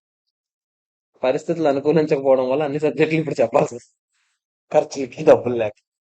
ఇండెక్స్ 20 చూద్దాం. స్టార్ట్ చేద్దాం. క్వశ్చన్స్ ఎన్ని ఉన్నాయన్నారు చెప్పారు కదా నాకు మొన్న. 24 క్వశ్చన్స్ సార్, అయిపోతాయి ఫాస్ట్ గానే అయిపోతుంది. చూడండి, స్టార్ట్ చేద్దాం. 1 లైన్ ఆన్సర్స్ ఉన్నాయా? చెప్పండి. First one, government gives a grant of 10 lakhs for past research of H1N1 vaccine to A pharmaceuticals limited. Okay, 10 lakhs grant ఇచ్చారట. There is no condition at. కండిషనే లేదని చెప్పాడు. డైరెక్ట్ గా ఏం చేయొచ్చు చెప్పండి, P&L కేసు వచ్చు. అయిపోయింది ఆన్సర్. ఓకేనా? Second question, 10 lakhs research and development కోసం ఇచ్చారంట. To A pharmaceuticals, even though similar vaccines market లో ఉన్నాయంట, బట్ ఎక్స్పెన్సివ్ అంట. ఎంటిటీ ఏం చెప్పిందంట, entity has to ensure by developing a manufacturing process 2 years పాటు చేయాలంట, that the cost come down by at least 40%. 2 years పాటు మీరు ఏదో ఒకలా కష్టపడి కాస్ట్ ని 40% కన్నా తక్కువకు తీసుకురావాలి. ఓకేనా? అంటే సింపుల్ గా చెప్పాలంటే 100 రూపాయలు ఖర్చు అవుతుంది అనుకో, ఒకప్పుడు 60 రూపాయల కన్నా తక్కువ ఖర్చు అవ్వాలి. అట్లీస్ట్ 40% తగ్గించాలి మీరు. సో దట్ మీరు జనాలకు పెట్టే ఖర్చులు జనాలకు పెట్టే రేట్లు తగ్గుతాయి కదా. ఆ ఉద్దేశంతో మేము మీకు గ్రాంట్ ఇచ్చాం. Examine how the government grant can be recognized, assuming that A pharmaceuticals has reasonable assurance that the conditions will be complied. Conditions comply అవుతామని వాళ్ళకి నమ్మకం ఉంది కదా, అవునా కదా చెప్పండి. అప్పుడు వాళ్ళు ఏం చేయాలి చెప్పండి, 2 years గ్రాంట్ కదా, 2 years పాటు చూడాలని అన్నాడా లేదా చెప్పండి. నేను అప్పుడు ఏం చేస్తాను చెప్పండి, ఫస్ట్ ఇయర్ లో వచ్చినప్పుడు డబ్బులు cash to deferred government grant అని వేస్తాను. అంతేనా కాదా? ఇప్పుడు 2 years పాటు మీట్ అవుతాం కాబట్టి మనం ఏం చేస్తాం చెప్పండి, 2 years పాటు కొంచెం కొంచెం కింద రికగ్నైజ్ చేసుకుంటే సరిపోతుంది. అంతేనా కాదా చెప్పండి. Entire grant should be recognised immediately, deferred income కింద చూపించుకొని P&L లో 2 years పాటు చూపించు. ఎంట్రీ రాసుకుంటారు పక్కన, cash to deferred government grant ఎంత, 10 వేస్తారు ఇక్కడ. ఎవ్రీ ఇయర్ ఏమొస్తుంది చెప్పండి, డీజీజీ 10లో ఫస్ట్ ఇయర్ లో హాఫే వస్తుంది, అంటే 5 to P&L 5 lakhs.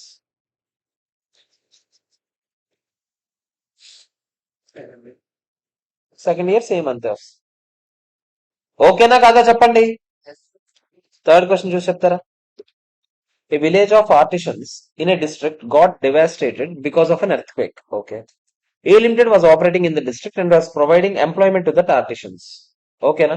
Government grant ఇస్తుందంట a limited కి, సో దట్ 100 మందిని మీరు ఎంప్లాయ్ చేసుకుంటే పాపం వాళ్ళకి జీవనాభివృద్ధి కోసం, ఓకేనా కదా చెప్పండి, బ్రతుకు తెరువు కోసం ఎంతో కొంత వాళ్ళకి వస్తాయి కదా డబ్బులు అని చెప్పి మీరు వాళ్ళు ఉద్యోగంలో పెట్టుకోండి అని చెప్పి మనకి ఎంత ఇచ్చారు గ్రాంట్, 10 lakhs ఇచ్చారు. గవర్నమెంట్ అందులో ఎంత రిలీజ్ చేసిందంట, 2 lakhs రిలీజ్ చేసిందంట. అయినా కూడా ఎప్పటికైనా రిలీజ్ చేస్తారని అనుకుంటాం. అంతేనా కదా చెప్పండి. Or rehabilitate over period of 3 years. అంతేనా కాదా.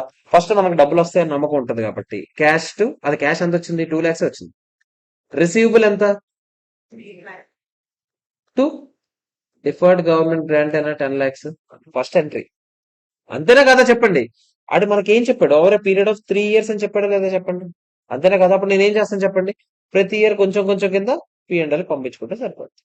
అంతేనా కాదా చెప్పండి. అంటే deferred government grant to P&L ఎంత వేస్తాను, 3.33. అర్థమైందా లేదా, రాసుకోండి. ఏంటది, ఆహా అంటే అవసరం లేదు యాక్చువల్లీ. అంటే how the government grant examine అన్నాడు కదా, అందుకని థియరీ రాయాలి. Add only entries pass journal entries అంటే జర్నల్ ఎంట్రీస్ రాసేయండి. ఇక్కడ ఈ పై దాంట్లో కూడా ఎగ్జామిన్ అన్నాడు కాబట్టి ఎగ్జామిన్ అన్నాడు కాబట్టి థియరీ రాసి రాసేయండి. ఇప్పుడు ఎక్స్ట్రా తప్పే ఉంది.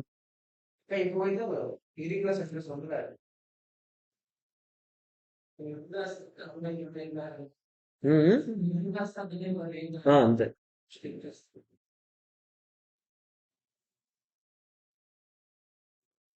ఓకేనా కాదా చెప్పండి. అర్థమైందా? నెక్స్ట్ ఫోర్త్ వన్ చూస్తారా? లోన్. ఇప్పుడు నేను మీకు చెప్పానా లేదా చెప్పండి. నేను ఒక ఎగ్జాంపుల్ చెప్పాను, ఇక్కడ ఉందిరా, అనవసరంగా ఆవేశపడి. ఏం చేయాలి చెప్పండి? ప్రజెంట్ వాల్యూ లెక్కేస్తారా లేదా? మనం చేసాం కదా ఇప్పుడే. ముందు ఆగండి. ఆడెంత ఇంట్రెస్ట్ పే చేస్తున్నాడు? 5%. ముందు మీరు ఏం చేయాలి చెప్పండి? ఇన్స్టాల్మెంట్స్ రాసేయండి. 50 lakhs ఆడు 5% పే చేస్తే అంటే 2,50,000 ఏనా ప్రతి ఇయర్ ఆడు పే చేసేది? మంది ఒక్క ఇయరే ఎగ్జాంపుల్. ఇది జాదా లంబా ఎగ్జాంపుల్. లాస్ట్ ఇయర్ ఎంత పే చేస్తారు? 52,50,000 అయినా కాదా చెప్పండి, ఇంట్రెస్ట్ తో కలిపి. ఇప్పుడు దీన్ని ప్రజెంట్ వాల్యూ వాడడానికి ఏ ఫ్యాక్టర్ వాడతారు? 12% మార్కెట్ లో రేట్. ముందు ప్రెసెంట్ వాల్యూ లెక్కెట్టేస్తారా? క్యాలిక్యులేటర్ లో చేసి చెప్పేస్తారా? 1/1.12. ఆగండి. యాన్యుటీ ఫ్యాక్టర్ వాడొచ్చు ఇక్కడ. ఎందుకు చెప్పండి? ప్రతి ఇయర్ 2,50,000 ఉందా కామన్ గా? మీరు ఏం చేయొచ్చు? 1/1.12 is equal to M plus is equal to M plus is equal to M plus is equal to M plus is equal to M plus 5 times కొట్టాలి. ఎంఆర్సీ కొడితే ఎంత వచ్చింది? 3 పాయింట్ ఎంత చిల్లర వచ్చిందా? ఇంటూ 2,50,000 ఇంటూ 2,50,000 కొట్టి ఎం ప్లస్ అది MRC కొట్టియండి. MRC clear చేసేయండి ఫస్ట్. ఎంఆర్సీ క్లియర్ చేసేయాలి. ఇక్కడికి ఎంత వచ్చింది? ఇప్పుడు పైన ఎం ప్లస్ ని పోవాలి, నాకు అదే కావాలి. ఇప్పుడు ఎంత వచ్చింది చెప్పండి? ఎంత వచ్చిందా? అది ఎం ప్లస్ లో పెట్టుకోండి. అది కొత్తగా మళ్ళీ పెట్టండి ఎం ప్లస్ లో. పెట్టారా? ఇప్పుడు ఏం చేయాలి? 1/1.12 just 5 times is equal to మాత్రమే కొట్టండి. ఇంటూ రీపేమెంట్ ఎంత? 50 lakhs కదా, 50 lakhs ఎం ప్లస్ కొట్టండి. Into 50 lakhs. 50 lakhs కొట్టి ఎం ప్లస్ కొట్టారా? ఎంఆర్సీ ఎంత? 3738328 రావాలి. ఏం చేస్తారో ఒకసారి రిమైండ్ చేసుకోండి. ఏం చేసాం మనం? ఫస్ట్ యాన్యుటీ ఫ్యాక్టర్ అంటే నేను ఫస్ట్ 2,50,000 ప్రెసెంట్ వాల్యూ తీసుకొచ్చాను. దానికి ఏం చేశాను? యాన్యుటీ ఫ్యాక్టర్ వాడాను. 1/1.12 ఈజ్ ఈక్వల్ టెంప్లస్ ఈజ్ ఈక్వల్ టెంప్లస్ యాన్యుటీ ఫ్యాక్టర్ వచ్చింది నాకు ఎంఆర్సీ. అదే లేదు, గ్రాండ్ టోటల్ ఉన్న వాడడం వచ్చిన వాళ్ళు గ్రాండ్ టోటల్, అన్ని మళ్ళీ నేర్చుకోవడం కష్టం అనుకున్న వాళ్ళకి ఎంఆర్సీ వాడుకోవచ్చు. ఓకేనా కదా చెప్పండి. ఇంటూ ఏం చేస్తారు? 2,50,000 కొట్టేసి ఎంఆర్సీ క్లియర్ చేసాను ఫస్ట్ అక్కడ. ఎందుకంటే ఎంఆర్సీ ఏ స్టోర్ అయి ఉంటుంది? 3 పాయింట్ స్టోర్ అయిపోయాడు.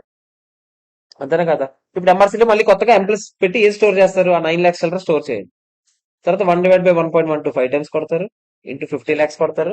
అప్పుడు ఎంఆర్సీ కొడతారు. ఎంత వచ్చింది? 37,38,800. ముందు మీరు ఎప్పుడైనా గుర్తుపెట్టుకోండి, 1 ఇయర్ దానికి కాబట్టి ఇందాక పెద్ద నేను నోట్స్ లో చెప్పిందని షెడ్యూల్ వేయాల్సిన అవసరం రాలేదు. ఇక్కడ షెడ్యూల్ వేయాలి. షెడ్యూల్ అంటే ఏంటి సార్? చాలా ఈజీ షెడ్యూల్. ఏం చేస్తారు? ఫస్ట్ ఓపెనింగ్ బ్యాలెన్స్ ఎంత చెప్పండి? ఓపెనింగ్ బ్యాలెన్స్ ఇప్పుడే చెప్పారా? 37,38,328 అయినా ప్లస్ ఇంట్రెస్ట్. ఇంట్రెస్ట్ మీరు ఎంత వేయాలి? ఇకపైన ఎంత ఇంట్రెస్ట్ వేయాలి? 12% వేయాలి. ఎంత? 4,48,600 అయినా మైనస్ ఇన్స్టాల్మెంట్. ఇన్స్టాల్మెంట్ ఎంత కట్టారు చెప్పండి? 2,50,000 అయినా ప్రతి ఇయర్ కట్టేది. లాస్ట్ ఇయర్ లో కదా 52,50,000 కడతారు. అప్పుడు క్లోజింగ్ బ్యాలెన్స్ ఏమవుతుంది? ప్రతి ఇయర్ కొంచెం కొంచెం అయితే పెరుగుతూ పెరుగుతూ ఉంటుంది. లాస్ట్ ఇయర్ కి ఎగ్జాక్ట్ గా అది ఏమవుతుంది? 0. ఓకేనా కాదా చెప్పండి. అర్థమైందా లేదా? సార్ ఇది ఎందుకు సార్ ఈ షెడ్యూల్ వేయడం అంటే ఎందుకు నేను చెప్తాను. ఎందుకంటే ప్రతి ఇయర్ మీరు ఫస్ట్ మీరు ఇనీషియల్ ఎంట్రీ అని చెప్పండి. నేను మీకు చెప్పాను నోట్స్ లో, cash 50 lakhs to loan to deferred income. అదే నేను గవర్నమెంట్ గ్రాంట్ అని చెప్పాను కదా, 12,61,000. ప్రతి ఇయర్ మీరు ఏం చేయాలి చెప్పండి? ఈ 12,61,672 ఏం చేయాలి? ఫస్ట్ 5 years పాటు మీరు ఎలా చేయాలి చెప్తారు. అదే కంటిన్యూషన్ ఉంది కింద, అదే నేను చూపిస్తాను. ఫస్ట్ ఇక్కడ వరకు ఓకేనా కాదు చెప్పండి. ఈ సమ్ ఇక్కడ వరకు అడిగాడు. Next some continuation some. ఇదా ప్రెసెంట్ వాల్యూ? ఏది? 1 2 3 4 5 years. ప్రతి ఇయర్ అంతా 2,50,000 అయినా కడుతున్నావు నువ్వు. 5th year లో దాంతో పాటు ఎక్స్ట్రా ఎంత కడుతున్నావు? ముందు నేను వీటన్నిటికీ ప్రెసెంట్ వాల్యూ లెక్కెట్టాను. Using a rate? 12% interest rate. అంటే 1/1.12 కొట్టి ఈజ్ ఈక్వల్ టెంప్లస్ ఈజ్ ఈక్వల్ టెంప్లస్ అవన్నీ కొడితే ఏమొచ్చింది నాకు? ఈ 5 years యాన్యుటీ ఫ్యాక్టర్ వచ్చింది. దాన్ని ఇంటూ 2,50,000 చేసామా, అది స్టోర్ చేసామా ఎక్కడో, 9 lakhs చిల్లర వచ్చిందా. ఈ 50 lakhs ఒక్కదాన్ని ప్రెసెంట్ వాల్యూ తీసుకొచ్చాను. అది ఎలా వాడాను, 1/1.1 జస్ట్ 5 years ఫ్యాక్టర్ వాడాను, 5th year ఫ్యాక్టర్. అది వచ్చిందా, రెండు కలిపితే 37 lakhs. ఓకేనా కాదా చెప్పండి, అర్థమైందా లేదా. ఓకే. సో ఫస్ట్ ఇది నాకు ఓకే అంటే నేను 5th క్వశ్చన్కి వెళ్తాను, ఎందుకంటే దాని కంటిన్యూషన్ క్వశ్చన్ అది. ఉన్నావు కదరా, ఈ మధ్య వెళ్ళిపోతుంది. ఓకేనా కదా చెప్పండి. ఇప్పుడు 5th క్వశ్చన్ ఏంటో చూద్దామా, అదేంటో చూడండి. Continuing with the facts given in the illustration, how the grant will be recognized in P&L, assuming loan is an immediate relief measure అంట. ఇమీడియట్ రిలీఫ్ మెజర్ అంటే ఏంటో చెప్పండి. డైరెక్ట్ గా మీకు ఏదో చేశారు, దానికోసం రిలీఫ్ మెజర్ కింద ఇంత ఇచ్చారు, అంటే కండిషన్స్ ఏం లేవు, అంతేనా కదా చెప్పండి. అప్పుడు వెంటనే నేను ఆ గ్రాంట్ ఎక్కడ రికాగ్నైజ్ చేస్తాను చెప్పండి. సో అప్పుడు ఆ లోన్ అలా ఇస్తే వెంటనే అమౌంట్ తీసుకెళ్ళి పిఎన్డీలో వేసేస్తాను. లోన్ గ్రాంట్ అంతే కదా, గ్రాంట్ ఎంత 12,67,000 అయ్యా, ఇది లోన్ మిగతాది ఉంది, మరి గ్రాంటే కదా రికాగ్నిషన్. లోన్ ఇమీడియట్ రిలీఫ్ ఇస్తే గ్రాంట్ కూడా దానికి, మరి దానికి సంబంధించిందే కదా grant. Loan is a subsidy for staff training expenses incurred equally over a period of 4 years అని చెప్తున్నాడా లేదా చెప్పండి. అప్పుడు మీరు కూడా గవర్నమెంట్ గ్రాంట్ ఏం చేయాలి చెప్పండి, 4 years పాటు పిఎన్ఎల్ లో కొంచెం కొంచెం loan is to finance depreciable asset. అప్పుడు ఏం చేయాలి చెప్పండి, యాజ్ టీజ్ డిప్రిసియేషన్ ఎలాగైతే వేస్తారు, సేమ్ ఇది కూడా అదే రేషియోలో వేస్తారు లేదా చెప్పండి. చేసామా లేదా ఇది. యాక్చువల్ గా ఇది ఇంకా మిగతా చెప్తాడేమో అనుకున్నాను, అవేం చెప్పలేదు. ప్రతి రన్నింగ్ లో ఏమవుతుందో రాసుకుందాం మనం. డిప్రిసియేషన్ ఇచ్చామనుకోరా, డిప్రిసియేషన్ అసెట్, డిప్రిసియేషన్ ఉంటుందా, ఎంట్రీ ఎంట్రీ అడుగుతున్నావా. డిఫర్డ్ ఇన్కమ్ ప్రతి మామూలు డిప్రిసియేషన్ ఏమో ఎప్పటికప్పుడు వెళ్తుంది అసెట్ నుంచి. డిఫర్డ్ ఇన్కమ్ ఉందా credit side, deferred income debit అయి పిఎన్ఎల్కి వెళ్తుంది. మనం అనుకున్నాం కదా ఇందాక, డిప్రిసియేషన్ డెబిట్ సైడ్ వెళ్తుంది, డిఫర్డ్ ఇన్కమ్ క్రెడిట్ సైడ్ వెళ్తుంది, అంతే. డిప్రిసియేషన్ లో కొంచెం రెడ్యూస్ లాగా చేస్తాం. ఆ డిప్రిసియేషన్ 37,38,820 అసెట్ గురించి అయ్యి ఉంటే అది, అసెట్ గురించి అయ్యి ఉంటే అది అసెట్ ఎంత అయితే అంత, డిపెండ్స్ అసెట్ బట్టి. ఇదేంటి, ఇది లోన్, ఇది అసెట్ అంతే అయి ఉండొచ్చు, అంతకన్నా ఎక్కువ అయి ఉండొచ్చు, తక్కువ అయి ఉండొచ్చు, ఏదని చెప్పలేం కదా. ఓకేనా కాదా చెప్పండి, ఆగండి. ఇప్పుడు వాడు నెక్స్ట్ ఇయర్ నుంచి ఏమవుతుందో వేయలేదు కదా, నేను చెప్తున్నాను. ఫస్ట్ ఇయర్ ఎంట్రీకి ఏమవుతుందో చెప్పండి. ఇయర్ 1 ఎంట్రీ ఫస్ట్ లోన్ మీద ఏం పడుతుంది, ఇంట్రెస్ట్ పడుతుంది. ఇంట్రెస్ట్ లోన్ ఎంత ఇంట్రెస్ట్ పడుతుంది సార్, ఇందాక షెడ్యూల్ వేసాను చూసారా, షెడ్యూల్లో చూసుకోండి. 4,48,600. మీరు ఏం చేయ కష్టపడక్కర్లేదు, షెడ్యూల్ అందుకే వేసాము. 4,48,600. ఓకేనా. లోన్ రీపేమెంట్ జరుగుతుందా లేదా చెప్పండి. ఎంట్రీ ఏంటి, లోన్ టు క్యాష్ ఎంత, 2,50,000. ఓకేనా. ఆ డిఫర్డ్ ఇన్కమ్ దానికి సంబంధించింది ఏం చేయాలి ఇక్కడ ఉంది, ఆ గ్రాంట్ కి సంబంధించి ఏం చేయాలి ఇక్కడ ఉంది, ఆ లోన్ కి సంబంధించి ఏం జరుగుతుందో నేను చెప్తున్నాను అంతే. అర్థమవుతుందా మీకు. గ్రాంట్ ఏం చేయాలి అక్కడ చెప్పాడు రా, ఇది ఏం చేయాలి నేను చెప్తున్నాను. ఇయర్ 2 లో నేను ఒక 2 years వేస్తాను, ఇయర్ 2 లో ఏం జరుగుతుందో చెప్పండి. మళ్ళీ ఇంట్రెస్ట్ టు లోన్, మళ్ళీ సెకండ్ ఇయర్ ఎంత ఇంట్రెస్ట్ లెక్కెట్టే కదా, 472 431 అయినా. నెక్స్ట్ మళ్ళీ ఏం పడుతుంది చెప్పండి, loan to cash 2.5 lakhs. Year 5 ఏమవుతుంది సేమ్, ఇయర్ 5 లో మళ్ళీ ఇంట్రెస్ట్ లోన్, ముందు ఇంట్రెస్ట్ పడుతుంది కదా, ఎంత ఇంట్రెస్ట్ 5 లో, 5,62,500 అయినా, 5.625 ఎంతనా. తర్వాత లోన్ టు క్యాష్, అప్పటికి లోన్ బ్యాలెన్స్ ఏమై ఉంటుంది చెప్పండి, 52,50,000 అయిపోయింది. ఎగ్జాక్ట్ గా 52.5 క్లోజ్, అక్కడితో లోన్ క్లోజ్ అయిపోయింది. చెప్పండి ఎవరెవరికి ఏమేమి డౌట్స్.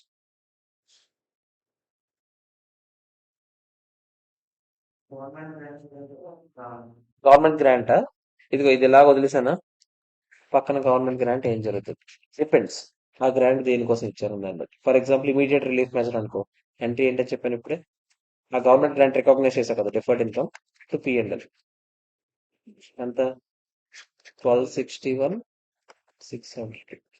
అంతేనా, ఇది ఒక ఆప్షన్. ఇంకోటి ఏంటి, స్టాఫ్ ట్రైనింగ్ ఎక్స్పెన్సెస్ కోసం 4 years పాటు ఇన్కర్ చేయాలని ఇస్తే మీరు కూడా ఏం చెప్పాను, 4 years పాటు రికగ్నైజ్ చేస్తారా. అప్పుడు ఇయర్ 1 to 4 ప్రతి ఇయర్ ఎంత పడుతుంది, డిఫర్డ్ ఇన్కమ్ టు P&L ఎంత అది బై 4 ఎంత 1261 672 బై 4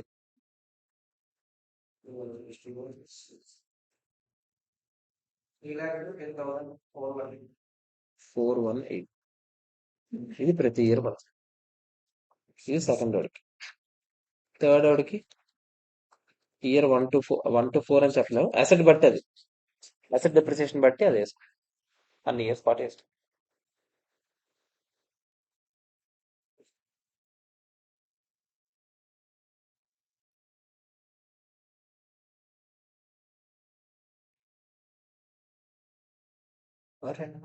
సత్యభామ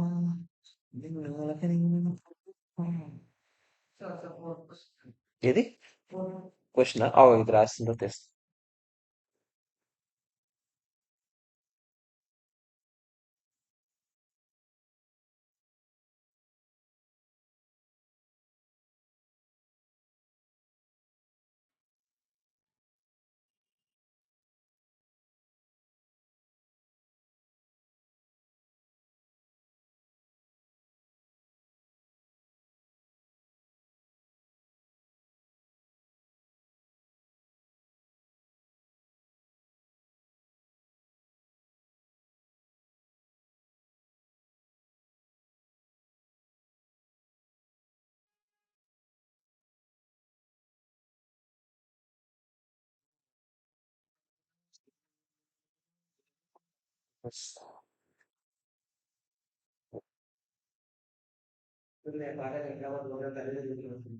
అది బాగుంటది ఆ సినిమా సంవత్సరం.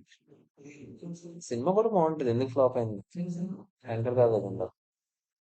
శంకర్ దాదా జిందాబాద్. హీరోయిన్ మైనస్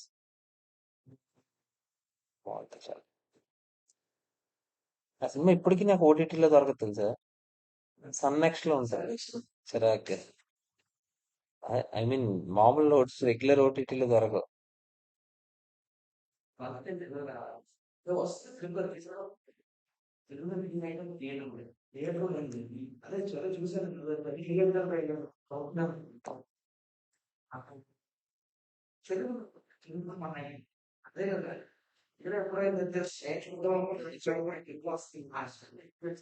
నేను చూద్దాం అనుకున్నాను కానీ నన్ను అంత జీటీ ఆడు.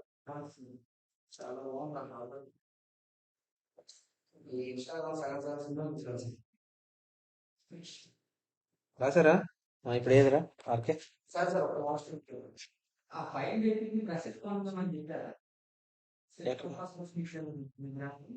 అలా ఏం చెప్పలేదు. జస్ట్ లోన్ కోసం అని చెప్పి లోన్ అని చెప్పాడు అంతే. ఇంకేం చెప్పలేదు. లోన్ మార్కెట్ కన్నా తక్కువ రేటుకి ఇచ్చారని చెప్పాడు అంతే.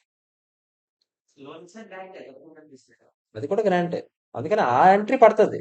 దాని కంటిన్యూషన్ ఎంట్రీ దీనికేనే. ఓకేనా? 6th వన్ చూద్దామా? 6th వన్ ఏంటో చెప్తారా నాకు ఆన్సర్? మ్యానుఫ్యాక్చరింగ్ యూనిట్ పెడదాం అనుకుంటున్నారంట. 5 acres ల్యాండ్ కావాలంట. గవర్నమెంట్ ఏం చేసిందంట? ప్రొవైడ్స్ ద ల్యాండ్ అని లీజ్ హోల్డ్ బేసిస్ మీద ఇస్తున్నారంట. At nominal value of 10,000 per acre. ఎకర్కి 10,000 ఇచ్చేస్తే చాలని చెప్తున్నారంట. ఫెయిర్ వాల్యూ ఎంత ఉందంట ల్యాండ్ది? 1 lakh per acre ఉందంట. Calculate the amount of government grant to be recognised. 2 options ఉన్నాయి. మీకు ఏం చెప్పండి? డైరెక్ట్ గా నామినల్ వాల్యూకి రికార్డ్ చేసేయచ్చు లేదా చెప్పండి. నామినల్ వాల్యూకి రికార్డ్ చేస్తే ఎంట్రీ ఏం చెప్పండి? ల్యాండ్ టు క్యాష్ ఎంత? 50,000 50,000 అయిపోయింది ఆన్సర్. అంతే. లేదు గవర్నమెంట్ గ్రాంట్ లా చూపిద్దాం అని అనుకుంటే మీరు ఏం చేస్తారు చెప్పండి? ల్యాండ్ ఫెయిర్ వాల్యూకి రికాగ్నైజ్ చేస్తారు. ల్యాండ్ 5 లక్షలు కదా, 5 ఎకరాలు. అవునా కదా చెప్పండి. టు క్యాష్ ఎంత ఇచ్చాం మనం? 50,000 ఇచ్చాం. To deferred government grant 4 lakh. ఇదేనా వేయచ్చు, డైరెక్ట్ గానే వేసుకోవచ్చు. ఓకేనా కదా చెప్పండి. అర్థమైందా లేదా? ఇది ఓకేనా? నెక్స్ట్ దాంట్లో రాసుకుంటారు.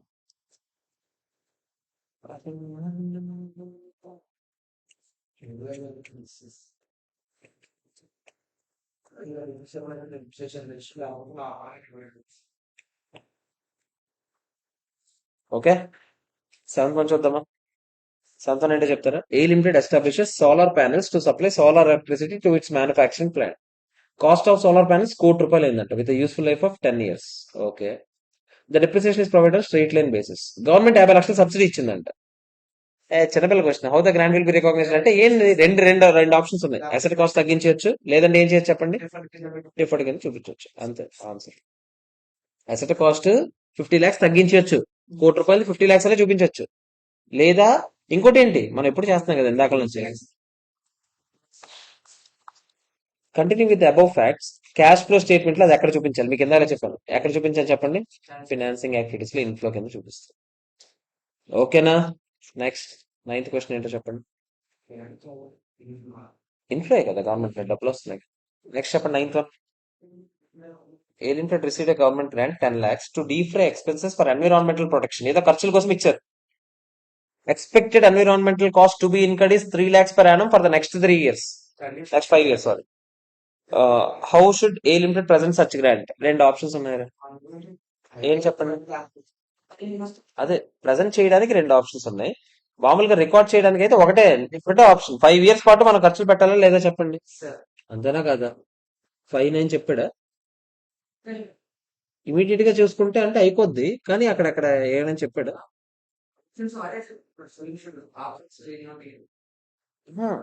ఆప్షన్ వేరు. ఇక్కడ government grant to డీఫర్ expenses for environmental protection అంటే కండిషన్ పెట్టే ఇచ్చారా లేదా చెప్పండి. కండిషన్ పెట్టి ఇచ్చినప్పుడు నువ్వు ఎలా పిఎన్ఎల్ కేసేస్తావు? కండిషన్ ఉందా లేదా అక్కడ? నేను నీకు ఎక్స్పెన్సెస్ చెప్పినప్పుడు కండిషనల్ అయితే ఇందాక డిస్కషన్ చేశాను. కండిషనల్ అయితే చూడు, ఫస్ట్ డిఫర్డ్ వేయాలి.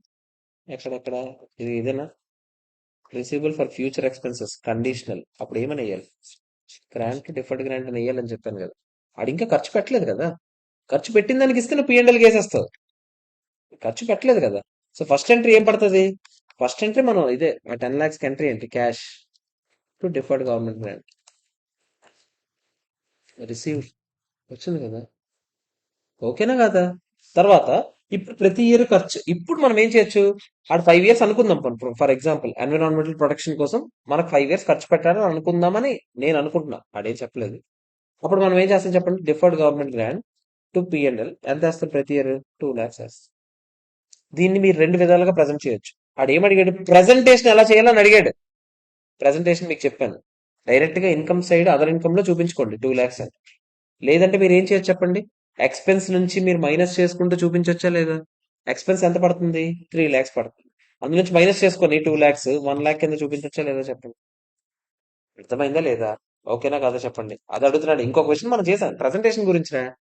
ఓకేనా కాదా?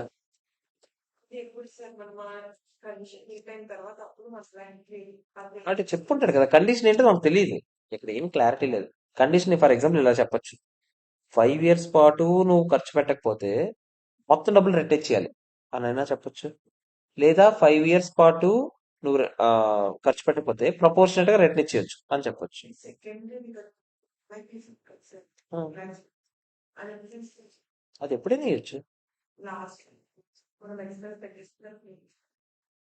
ఎక్స్పెన్స్ పెట్టాకే వేస్తున్నాం ఇది. ప్రతి ఇయర్ ఎక్స్పెన్స్ ఎంత అయింది, 3 lakhs అవుతుందా. ప్రజెంటేషన్ ఇది, ఎంట్రీ కాదు. ప్రజెంటేషన్ ఇక్కడ నేను మీకు లాస్ట్ లో చెప్పాను కదా, ప్రజెంటేషన్ ఎలా చేయొచ్చు అని. లాస్ట్ పార్ట్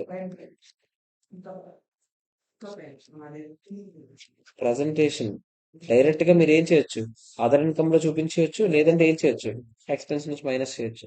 ఎంట్రీ గురించి మాట్లాడట్లేదు నేను, చూపించేటప్పుడు ఎలా చూపించాలో అని అడుగుతున్నాను. మీరు నువ్వేం అడుగుతున్నావు అసలు నాకు అర్థం కాదు.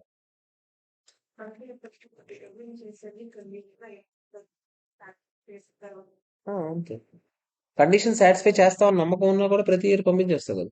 ఫస్ట్ క్వశ్చన్ ఈరోజు చేసిన దాంట్లో ఏం చదువు, నువ్వు కండిషన్ మీట్ అవుతావు నమ్మకం ఉంది అని అన్నప్పుడు ప్రతి ఇయర్ కొంచెం కొంచెం కానీ చూపించుకుంటావు లేదా.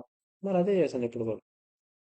ఇక్కడ క్వశ్చన్ దేనికోసం అంటే, ఇది పిఎన్ఎల్ 2 lakhs ఉంది కదా, డైరెక్ట్ గా పిఎన్ఎల్ లో క్రెడిట్ సైడ్ చూపించే, లేదా ఈ 2 lakhs ని డెబిట్ సైడ్ మైనస్ ఫిగర్ కింద చూపించి ఆ ఎక్స్పెన్స్ లో 1 lakh కింద అయినా చూపించు. ప్రజెంటేషన్ గురించి ఇది. ఎంట్రీ అయితే ఇదే పడుతుంది. ఎంట్రీ కావాలంటే రాసుకోండి, ఎంట్రీ రాసుకోండి.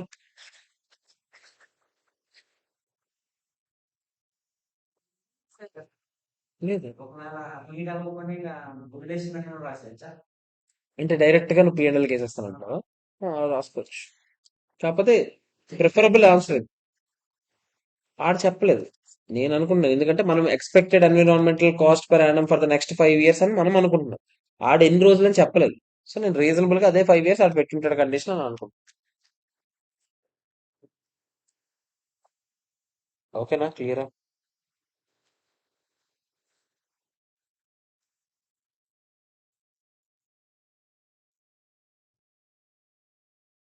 ఓకేనా?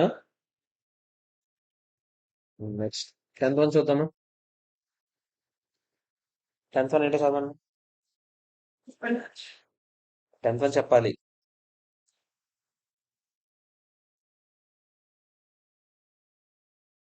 ఏ లిమిటెడ్ కి 10 కోట్లు గ్రాంట్ వచ్చింది. ఓడి అమ్మ.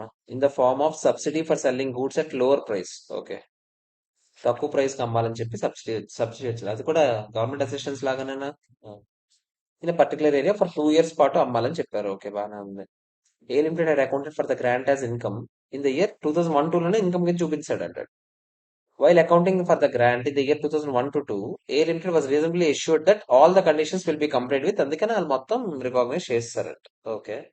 హవర్ ఇన్ ఇయర్ 2005-6, 5-6 కిందకి వచ్చి ఎప్పుడో తర్వాత ఎప్పుడో వచ్చాడు. It was found that A limited తర్వాత తెలిసిందంట గవర్నమెంట్ కి. ఓకే, రీఫండ్ ఇచ్చేస్తున్నాం రా గ్రాంట్. సింపుల్ గా చెప్పండి, గ్రాంట్ మొత్తం ఇచ్చిమంటున్నాడు, రిటర్న్ ఇచ్చిమంటున్నాడు. ఇప్పుడు ఎలా చూపించాలండి? ఎలా చూపించాలి? మొత్తం పిఎన్ఎల్ వేస్తావు నువ్వు, పిఎన్ఎల్ డెబిట్ కూడా వేస్తావు, డబ్బులు ఇచ్చేస్తావు క్యాష్. ఎంత? 10 కోట్లని ఇచ్చిమన్నాడు వాడు. ఆహా, ఇక్కడ 2 years పాటే అసలు ఇచ్చిందే గ్రాంట్ 2 years కి. తర్వాత గవర్నమెంట్ దొరికింది నువ్వు చేసిన తప్పని తెలిసింది, డబ్బులు ఇచ్చిమంటది రిటర్న్. ఇచ్చేస్తుంది. ఎంత ఇచ్చేమన్నదో మనకు తెలియదు. 10 కోట్లు ఇచ్చేస్తున్నామని అనుకుంటున్నాను నేను. ఎక్కడైనా హాఫ్ ఇచ్చేయాలని ఎక్కడైనా చెప్పాడేంటి? ఏ లిమిటెడ్ కాంటెస్ట్ అది ఏమని పెట్టాడు నాకెలా తెలుసు? కండిషన్ అంటున్నాను నేను. ఏది? ఎక్కడుంది? ఇదిగో చూడు, గ్రాంట్ ఇస్ ఫుల్లీ రీపేబుల్, ఎక్కడ కూడా ఇచ్చాడు కదా. కండిషన్ జనరల్ గా ఎవడైనా పెట్టేటప్పుడు అలాగే పెట్టుకుంటారు కదా. How A limited should reflect the repayable grant in its financial statements 2005-6 అని అడుగుతుంది. రీఫండ్ ఎంట్రీ ఇదిగా. ఫస్ట్ డబ్బులు ఇచ్చేస్తే అది వెంటనే ఇస్తాం అనుకో, గ్రాంట్ టు బ్యాంక్ యాక్చువల్ వేసేస్తాం. ఆడేం చేశాడు? రీపేమెంట్ టు గ్రాంట్ పేబుల్ ఏదో ఎక్స్ట్రా ఓవర్ యాక్షన్. ఈ గ్రాంట్ పేబుల్ లేకపోతే అదే కదా మన పడేది entry, PNL debit to bank. అంతే, ఆడు చెప్పాడు. ఒకవేళ ప్రపోర్షనేట్ గా రీఫండ్ ఇవ్వండి అని మాత్రం ఆడు చెప్తాడు పక్కాగా, ఒకవేళ కావాలనుకుంటే. అంతే. ఓకేనా కదా?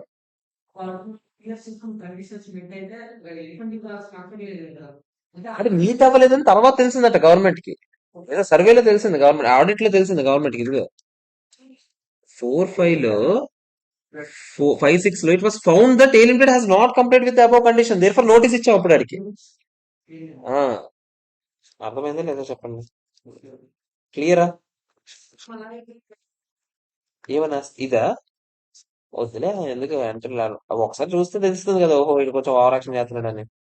ఇందులో ఏం లేదు యాక్చువల్ గా, ఈ ఎంట్రీ లేకపోయినా పడిపోద్ది మార్క్. యాక్చువల్ గా అయితే కరెక్ట్ ఎంట్రీ. అంటే ఇప్పుడు ఈ ఇయర్ ఇచ్చావు అనుకో డబ్బులు రిటర్న్, ఓకే. ఈ ఇయర్ ఎండింగ్ లో నువ్వు ఇంకా డబ్బులు ఇక్కడ ఇంకా ఏం జరుగుతుంది చూడండి. ఏ limited has contested but last in that court.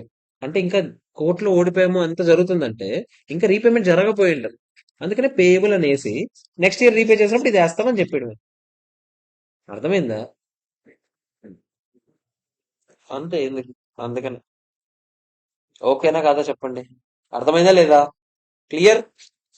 ఎన్ని క్వశ్చన్లు చూద్దామా నెక్స్ట్? చిన్నవి ఏమైనా ఉన్నాయా? ఇవన్నీ ఇందులో. ఇదిగో, ఇది హోంవర్క్. ఇంట్రెస్ట్ 5-22. నెక్స్ట్ ఇది వద్దు, ఇది ఏదో శాతం అది కొంచెం ఓవర్ యాక్షన్ లో. ఇంకా ఏమో చిన్నవి ఉన్నాయేమో అని చూస్తున్నాం.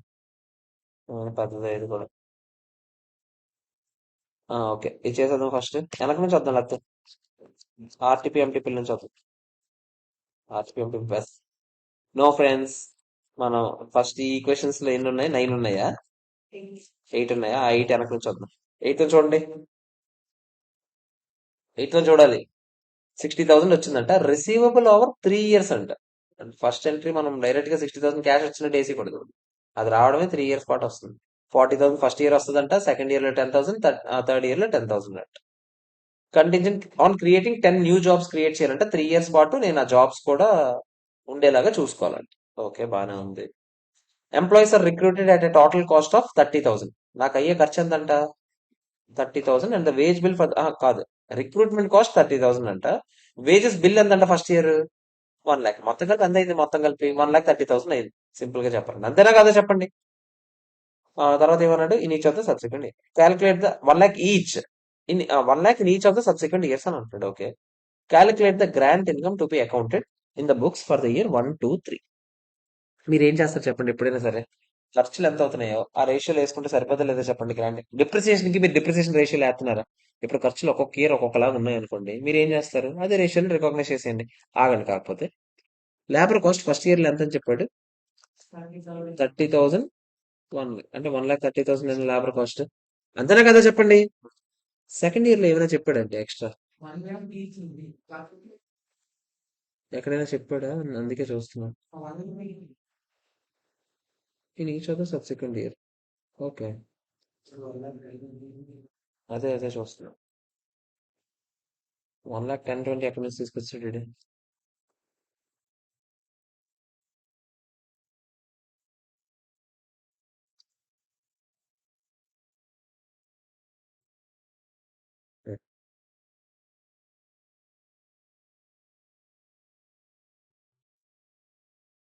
ఇది ఓకే. 60,000 గవర్నమెంట్ గ్రాంట్ ఆ రేషియోలో చూపిస్తుంది.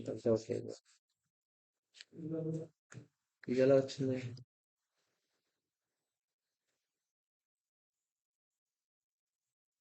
ఎక్కడి నుంచి తీసుకున్నాం?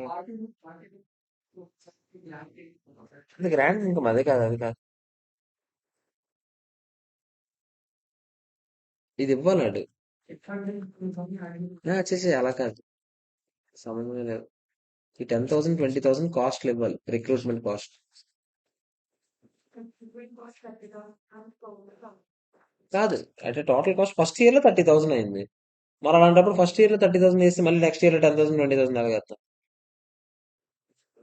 సంబంధమే లేదు. అది ఎలా చేసినా రాదు. ఇంకోటి ఇవ్వలేదు. పాయింట్స్ రాసుకుంటారా? Second year, third year recruitment cost అని రాసుకోండి. మరి ఇంకో ఛాన్స్ లేదు ఎక్కడ. ఇంకేం లేదు.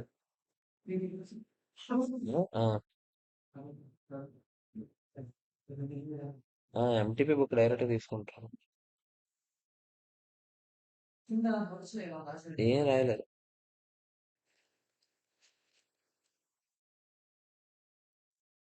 ఆహా,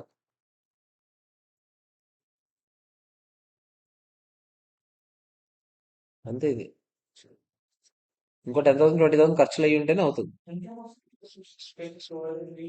అదే ఓకే. అది ఎలాగో చూపిస్తాను నేను. దాని గురించి కాదు క్వశ్చన్. ఇక్కడ ఖర్చులు తెలుసుకుంటేనే ఆ రేషియోలో డివైడ్ చేశాడు వాడు. అందుకే బాధ. ఇప్పుడు సెకండ్ ఇయర్ ఒకసారి 60,000 ఇంటూ 100/360, 100/330 వేయండి. మన లెక్క ప్రకారం ఎంత అవ్వాలి? ఫస్ట్ ఇయర్ లో 1,30,000, సెకండ్ ఇయర్ 1,00,000, థర్డ్ ఇయర్ 1,00,000. అంతేనా? అంతే వేయాలి అప్పుడు. ఫస్ట్ ఇయర్ లోనే పోనీ లెక్కెట్టే. 60,000 ఇంటూ 130/330, 18,000 ఫస్ట్ ఇయర్ లోనా? ఎంత? అదంతా ఉండాలి మనకి. యాక్చువల్ మన లెక్క ప్రకారం అంత ఉండాలి. ఇది మరి అలా ఇలాగైతే రిక్రూట్మెంట్ కాస్ట్లు ఉండాలి ఖచ్చితంగా. ఇంకో ఆప్షన్ లేదు. ఇప్పుడు చూడండి, 3 ఖర్చులు అయ్యాయా? ఒకసారి జాగ్రత్త చూడండి. 3,60,000 అయ్యాయా? గ్రాంట్ ఇన్కమ్ మొత్తం కలిపి ఎంత? 60,000. ఆ రేషియోలో ఇన్కమ్ ని రికాగ్నైజ్ చేయాలి. డిప్రిసియేషన్ రేషియోలో చేస్తామని చెప్పాను. సేమ్ ఖర్చుల రేషియోలో చేస్తున్నాం రా. ఓకేనా కదా? ఆగండి. 130/360, 110/360, 120/360 వేస్తే ఖర్చులు వచ్చాయి. ఇంత రికాగ్నైజ్ చేయాలి ఇన్కమ్ అని తెలిసింది. అంతేనా కదా? ఫస్ట్ ఇయర్ లో మీరు నాకు చెప్పండి, క్యాష్ ఎంత వచ్చింది? 40,000 వచ్చిందా లేదా? అంతేనా కాదా? కానీ మనం ఇన్కమ్ కింద పిఎన్ఎల్ లోకి ఎంత పంపిద్దాం అనుకున్నాం ఫస్ట్ ఇయర్ లో? 21,667 అయినా కాదా చెప్పండి. అంతేనా కాదా? అంటే మిగతాది ఎక్కడ ఉంటుంది చెప్పండి? Deferred income. ఎంత డిఫర్డ్ ఇన్కమ్? 18,330. సెకండ్ ఇయర్ లో ఏం జరుగుతుంది చూద్దాం. ఇది ఇయర్ 1 లో ఎంట్రీ. సెకండ్ ఇయర్ ఏం జరుగుతుంది చూద్దామా? మళ్ళీ క్యాష్ వచ్చిందా?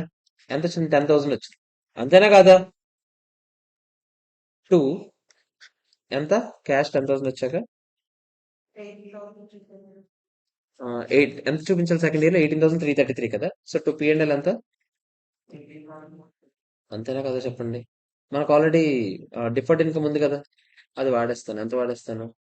8,330. ఓకేనా కదా చెప్పండి. థర్డ్ ఇయర్ లో ఎంట్రీ ఏంటి? క్యాష్ వచ్చిందా? ఎంత వచ్చింది మళ్ళీ? 10,000. డిఫర్డ్ ఇన్కమ్ బ్యాలెన్స్ ఉందా? ఎంత? 10,000 బ్యాలెన్స్ ఉంది. టూ పిఎన్ఎల్ ఎంత? థర్డ్ ఇయర్ లో ఎంత? 20,000. ఇది బ్యాలెన్స్ రాసుకోండి.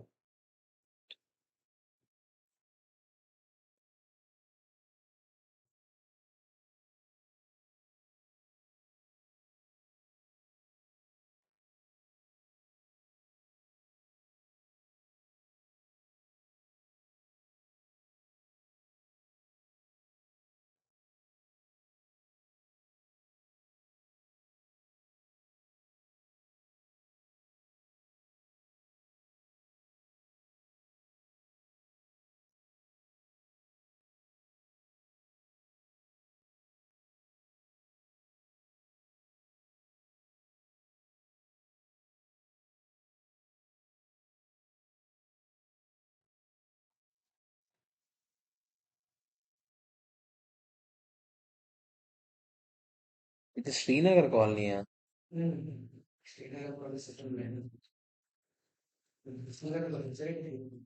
ఇది నేను నెల కొట్టించి వచ్చినట్టున్నారు. మాకు తెలియదు. ఆ,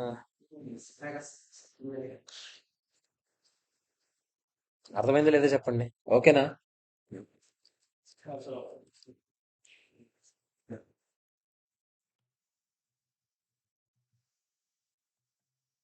ఓకేనా? అరే ఏందిరా fast రాయండిరా.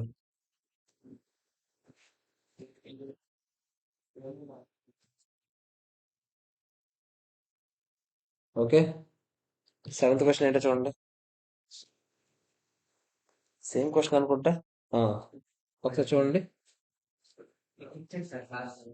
Cash grant 30,000. Grant is towards training young apprentices. Okay. Training program is expected to last for 18 months. 18 months program అంట. అంటే 1.5 years అనొచ్చా?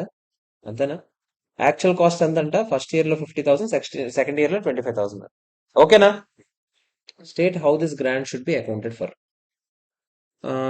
31st March కి ఆబ్వియస్లీ ఎంట్రీ అమౌంట్ పడుతుంది. ఆ ఇయర్ లోనేనా ట్రైనింగ్ స్టార్ట్ అవుతుంది? ఫస్ట్ ఏప్రిల్ నుంచి start అవుతుంది. అంటే ఆ ఇయర్ లో వచ్చిన డబ్బులు ఫస్ట్ మనం ఏమైనా వేస్తాం చెప్పండి? డిఫర్డ్ ఇన్కమ్ అని వేసేస్తాం. అంతేనా కదా? ముందు 30,000 వేసేస్తాం. డబ్బులు వస్తాయి కదా 30,000. అంతేనా కదా చెప్పండి? ఇప్పుడు ఇది 1.5 year పాటు రికాగ్నైజ్ చేయాలి. అంతేనా కదా చెప్పండి? నెక్స్ట్ ఇయర్ లో కొంచెం పిఎన్ఎల్ లోకి వెళ్తుందా లేదా చెప్పండి? అంతేనా కదా? ఏ రేషియోలో? 50:25 రేషియో. ఎంత చెప్తారా? 2:1 అంటే? అంటే సెకండ్ ఇయర్ లో ఎంత వెళ్తుందో చెప్తారా? థర్డ్ ఇయర్ లో 10,000. 10,000. ఓకేనా కదా చెప్పండి? అదేరా నువ్వు నీలా లెక్కెట్టుకున్నా కూడా 1/1.5 అయినా ఫస్ట్ ఇయర్ లో. థర్డ్ ఇయర్ కాదు అదే. ఇది 31st March 2001కి. ఇది 31st March 2002కి. 31st March 2003కి. అదే జూన్ కి పడిపోద్ది. ఎంట్రీ లాస్ట్ లో వేసానని అనుకుంటున్నాను.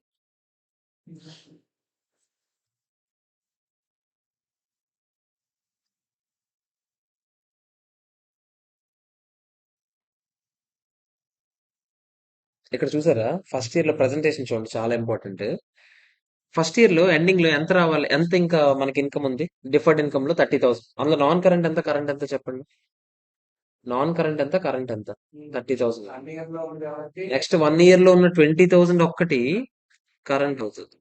ఈ 10,000 ఒక్కటి ఏమవుతుంది? Non current. ఆ నెక్స్ట్ ఇయర్ లో ఏమవుతుంది చెప్పండి? ఆ నెక్స్ట్ ఇయర్ లో ఉన్న 10,000 అంతా కరెంట్ లోకి వెళ్తుంది. అర్థమైందా?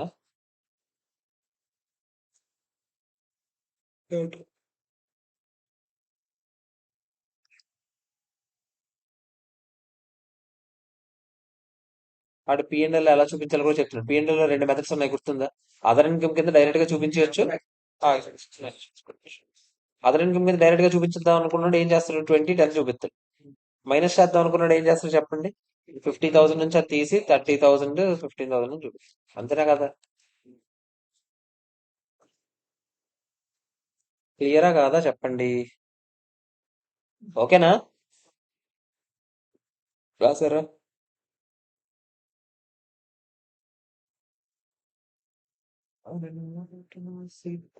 ఓకే, తిప్పేస్తున్నా. నెక్స్ట్ క్వశ్చన్ చూద్దామా? ఓడిఎం ఎంత ఉందండి? క్వశ్చన్ చూడండి అంటే చిన్నపిల్లల question. Entity opens new factory, government grant 15,000 వచ్చిందంట. In respect of capital equipment costing 1 lakh. Depreciation ఏమో స్ట్రైట్ లైన్ బేసిస్ అంట. ఏం చేయాలి first year? Both the methods ప్రకారం చెప్పండి అన్న. బోత్ ద మెథడ్స్ అంటే రెండు మెథడ్స్ ఏం ఎక్స్పెక్ట్ చేస్తారు చెప్పండి. అసెట్ కాస్ట్ తగ్గించాలి, ఇంకోటి ఏంటి చెప్పండి. డిఫర్. ఫస్ట్ అసెట్ కాస్ట్ తగ్గించేద్దామా? అసెట్ కాస్ట్ తగ్గించేస్తే ఆడ ఎంట్రీ ఏమైనా వేస్తారు చెప్తారు. First entry cash 15,000 to asset ఎంత? 15,000. అప్పుడు డిప్రిసియేషన్ ఎంత మీద పడుతుంది చెప్పండి. 85,000 మీదనా కాదా? 85,000 మీద ఎంత? 20% స్ట్రైట్ లైన్ బేసిస్ అని అన్నాడా లేదో చెప్పండి. అంతేనా కాదా చెప్పండి. అప్పుడు ఏదాడు మెథడ్ ఇదేనా? 17,000 అయినా కాదా చెప్పండి. పీపీఈ ఏమో 85,000, దాని నుంచి డిప్రిసియేషన్ ఫస్ట్ ఇయర్ 17,000 తీసి 68,000. అందరికీ ఓకేనా కాదా చెప్పండి. ఇంకొక మెథడ్ ఉన్నాడు కదా, ఆడేం చేస్తాడు చెప్పండి. ఫస్ట్ వేరేగా డిఫర్డ్ ఇన్కమ్ చూపిస్తాడా అంటే ఆడేం చేస్తాడు, క్యాష్ టు డిఫర్డ్ ఇన్కమ్ అని 15,000 వేస్తాడు. అంటే ఆ డిప్రిసియేషన్ దేని మీద వేస్తాడు చెప్పండి. 1 lakh మీద వేస్తాడు. అంటే ఎంత వేస్తాడు? 20,000 వేస్తాడు. ప్రతి ఇయర్ గవర్నమెంట్ గ్రాంట్ కింద పిఎన్ఎల్ పంపించాలి లేదా చెప్పండి. 20% పంపిస్తాం మనం కూడా. సేమ్ అంతే కదా. మనకి ఇయర్స్ లేవు. 20%. 15,000 మీద 20% చేస్తే సరిపోద్ది కదా. 3,000 అయినా కదా చెప్పండి. అయిపోయి 1 lakh మైనస్ 20,000 80,000 చూపిస్తాం. ఇది చూసారా. ఇంకా మన గ్రాంట్ ఎంత, మనం ఎంత చూపిద్దాం అనుకున్నాం. 20,000, అది 3,000 తీసుకెళ్ళి చూపించేస్తాం. ఇంకెంత మిగిలిపోయింది? 12,000 మిగిలిందా? 12,000 లో కరెంట్ ఉంటుంది, నాన్ కరెంట్ ఉంటుంది. మళ్ళీ నెక్స్ట్ ఇయర్ లో రికగ్నైజ్ చేయబడేది ఒక్కటి ఏమవుతుంది చెప్పండి. కరెంట్ 3,000. మిగతాదంతా ఏమవుతుంది? Non current. సేమ్ ఇందాక చేశాం కదా. నెక్స్ట్ ఇయర్ లో రికగ్నైజ్ చేయబడేది మాత్రం కరెంట్ లో చూపిస్తుంది. పోతే మొత్తం తీసేస్తారు. ఇలాగే రాదు. Non current portion, current portion కూడా ఇంపార్టెంట్. అప్పుడేం లేదు, ఇదే ఇప్పుడే ఇంపార్టెంట్. అంతే. ఈ ఇయర్ లో కాదు.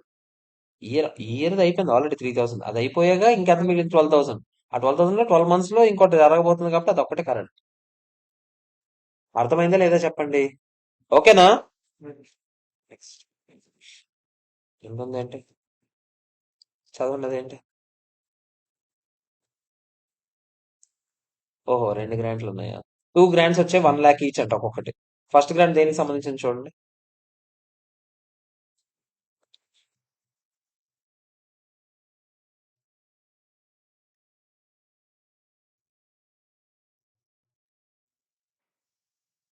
ఫస్ట్ గ్రాంట్ గుడ్ న్యూస్ బొక్క మావాడు ఫోన్ చేసాడు, కట్ చేస్తే good morning sir, please let me know when you will meet free అని message. First grant relates to Clean River project, which involves research into the effect of various chemicals waste from the industrial area in Madhya Pradesh. However, no major steps have been completed by Rainbow to commence this research. As of now అయితే ఏం పెద్ద పీకలేదంట. అంటే నాకు డౌటే, ఇంకా grant ఉంటుందో ఉండదో కూడా. అలాంటప్పుడు ఏం చేస్తాం చెప్పండి. ఆబ్వియస్లీ క్యాష్ మనం ఏం చేస్తాం చెప్పండి. ఇంకా డిఫర్డ్ కింద చూపించుకోవడం బెటర్. అంతేనా కదా చెప్పండి. పెద్ద grant will be even the research has not been started. ఏంటి అది అన్కండిషనల్ గ్రాంట్? ఏమైనా చెప్పాడా ఏంటి అన్కండిషనల్ గ్రాంట్ అని?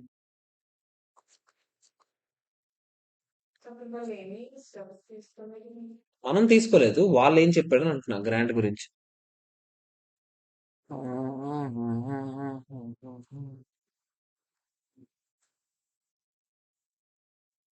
ఎక్కడైనా చెప్పాడా ఫస్ట్ గ్రాంట్ గురించి అని అడుగుతున్నా.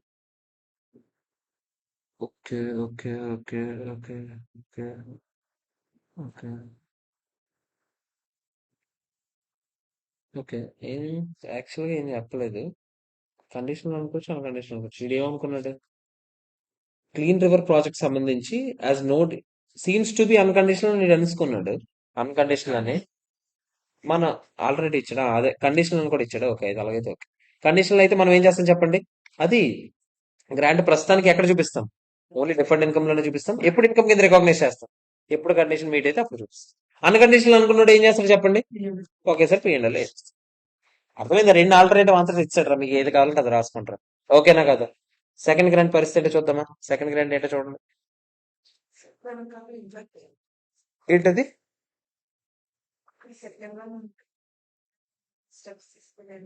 అవును. అన్కండిషనల్ గ్రాంట్ కి ఏంటి? అన్కండిషనల్ గ్రాంట్ అంటేనే ఏంటి? అంటే ఏంటి? నువ్వు తీసుకున్నా తీసుకోపోయినా ఆడికి అవసరం. ఆడేమైనా రిటర్న్ తీసుకుంటాడు నీ దగ్గర నుంచి, మరి ఇంకెందుకు?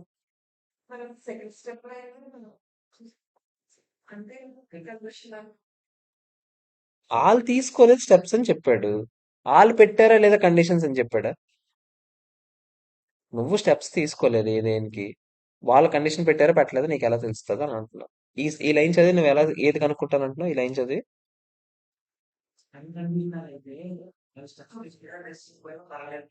పర్లేదు. తీసుకోలేదు, అందుకని అప్పుడు ఏం చెప్పాను, నేను చూపించొద్దు అంటున్నాను ఇన్కమ్ కింద.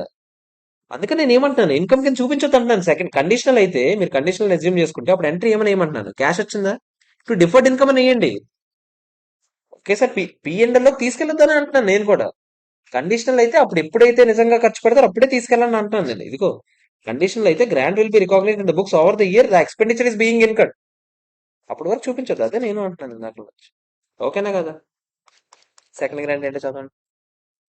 సెకండ్ గ్రాంట్, ఒక్క నిమిషం. Hello hello. ఓకే, ఇప్పుడు చదవండి second grant. Second grant relates to commercial development of a new equipment that can be used to manufacture eco-friendly substitutes for existing plastic products. Rainbow Limited is confident about the technical feasibility and financial viability of this technology, which will be available for sale in the market by April 2023. మనం ఎక్కడ ఉన్నాం ఇప్పుడు? ఇక్కడ నేను చెప్పాడా 31st 2002లో ఉన్నామని అర్థం, అంతేనా కదా? చెప్పండి. అంటే ఇంకో 1 year ఉంది సింపుల్ గా చెప్పాలంటే, అంతేనా కదా? దానికి సంబంధించి ఏం చేయొచ్చు అన్నాడు. సేమ్ 2003లో వస్తుందని అంటున్నాడు. కానీ అది దేనికి సంబంధించిన అసెట్, అసలు దేనికి సంబంధించిన గ్రాంట్ అది? Relates to commercial development of new equipment, అంటే అసెట్ రిలేటెడ్ గ్రాంట్ అయినా? అవునా కదా చెప్పండి. అసెట్ రిలేటెడ్ గ్రాంట్ కి మనకి 2 ఆప్షన్స్ ఉన్నాయి, ఏం చేయొచ్చు చెప్పండి. అసెట్ కాస్ట్ తగ్గించవచ్చు, లేదంటే డిఫర్డ్ ఇన్కమ్ కింద చూపించుకొని అసెట్ యూస్ఫుల్ లైఫ్ బట్టి ఎన్ని ఇయర్స్ అయితే అన్ని ఇయర్స్ రికగ్నైజ్ చేసుకోవచ్చు. అంతేనా కదా చెప్పండి. ఆడేం చెప్తున్నాడు, గ్రాంట్ ఇనిషియలీ డిఫర్డ్ ఇన్కమ్ కింద చూపించుకోండి, అంటే సెపరేట్ గా చూపించుకోండి. అది ఎన్ని ఇయర్స్ అయితే అసెట్ యూస్ఫుల్ లైఫ్ ఉందో అసెట్ యూస్ఫుల్ లైఫ్ పాటు చూపించు. ఆల్టర్నేటివ్ గా ఏం చేయొచ్చు చూడండి, డైరెక్ట్ గా కాస్ట్ నుంచి మైనస్ చేసేయచ్చు అని కూడా చెప్పాడు. అన్ని చేసిన క్వశ్చన్లకి ఒకే దగ్గర కలిపి ఇచ్చాడు. ఓకేనా కదా చెప్పండి. ఇంకోటి ఏదో ఉంది, సెప్టెంబర్ లో ఏం జరిగింది చూడండి.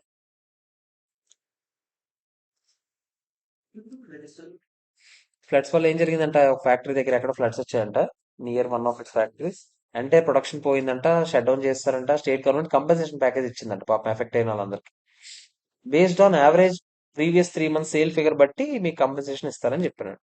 అప్లికేషన్ ఎప్పటికల్లా పెట్టాలంట, 30th June కల్లా పెట్టాలంట. ఫైనాన్షియల్ స్టేట్మెంట్స్ ఆర్ ఏం చెప్తున్నాడు, with necessary figures the financial statements of Rainbow limited are to be adopted by 31st May, by which date claim form would not have been filed. అంతే కదా, ఎందుకంటే June వరకు time ఉంది కదా. 31st March 2002కి floods వచ్చాయి, 31st Mayకి books close అయిపోతున్నాయి, 30th June కి ఇంకా అప్లికేషన్ పెట్టలేదు నేను. 30th June కదా టైం ఉంది, 31st Mayకే పెట్టాలని రూల్ ఉందా ఏంటి? ఇంకా పెట్టలేదు ప్రస్తుతానికి అప్లికేషన్. ఇప్పుడు ఏం చేయాలి అని అడుగుతున్నాడు, ఆ ఫ్లడ్ రిలేటెడ్ కంపెన్సేషన్. ఏముంది, మీరు పెట్టగలరని నమ్మకం ఉందా లేదు? కాంపెన్సేషన్ గ్రాంట్ అయింది ఎప్పుడు, అప్లికేషన్ పెడితేనే అని చెప్పాడు 30th June లో. నువ్వేంది పెడతావని నమ్మకం ఉంటే ఆబ్వియస్లీ ఇది కంటింజెంట్ గా నీకు అసెట్ అవుతుంది, అంతేనా కదా చెప్పండి. చూడండి ఒకసారి.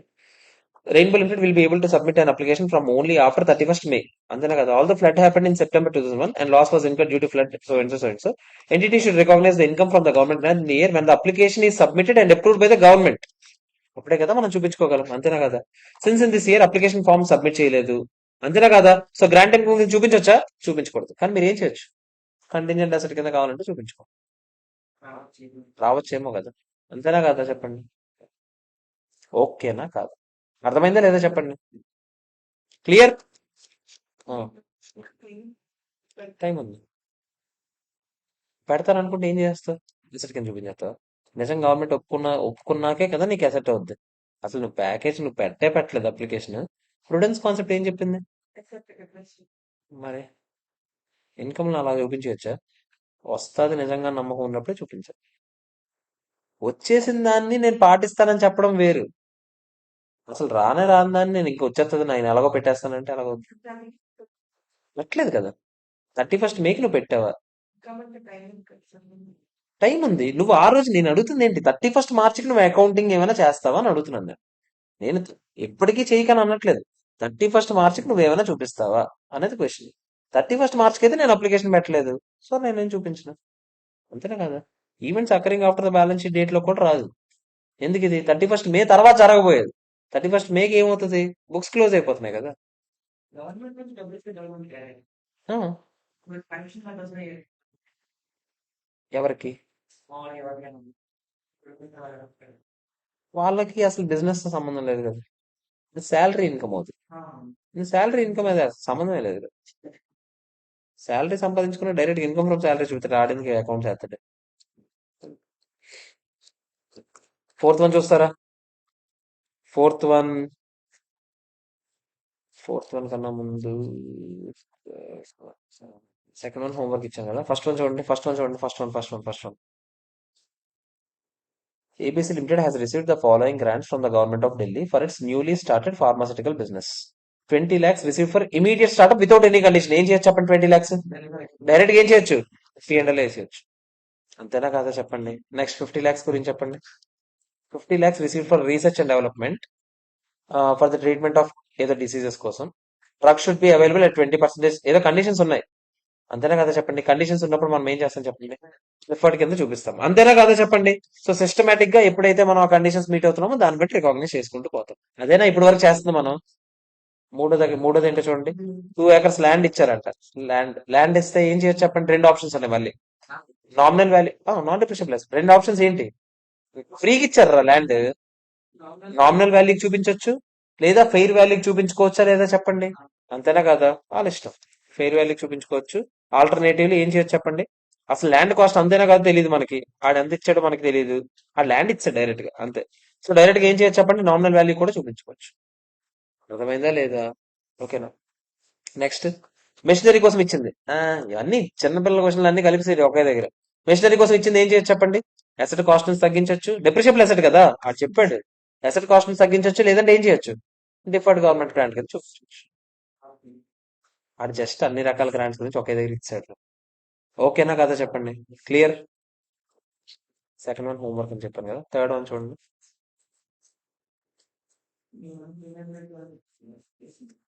MNC Limited has received grant in the nature of exemption of customs duty on capital goods. Customs duty మీద ఏదో క్యాపిటల్ గూడ్స్ మీద ఏదో కస్టమ్స్ డ్యూటీ కట్టక్కర్లేదు అని చెప్పారు.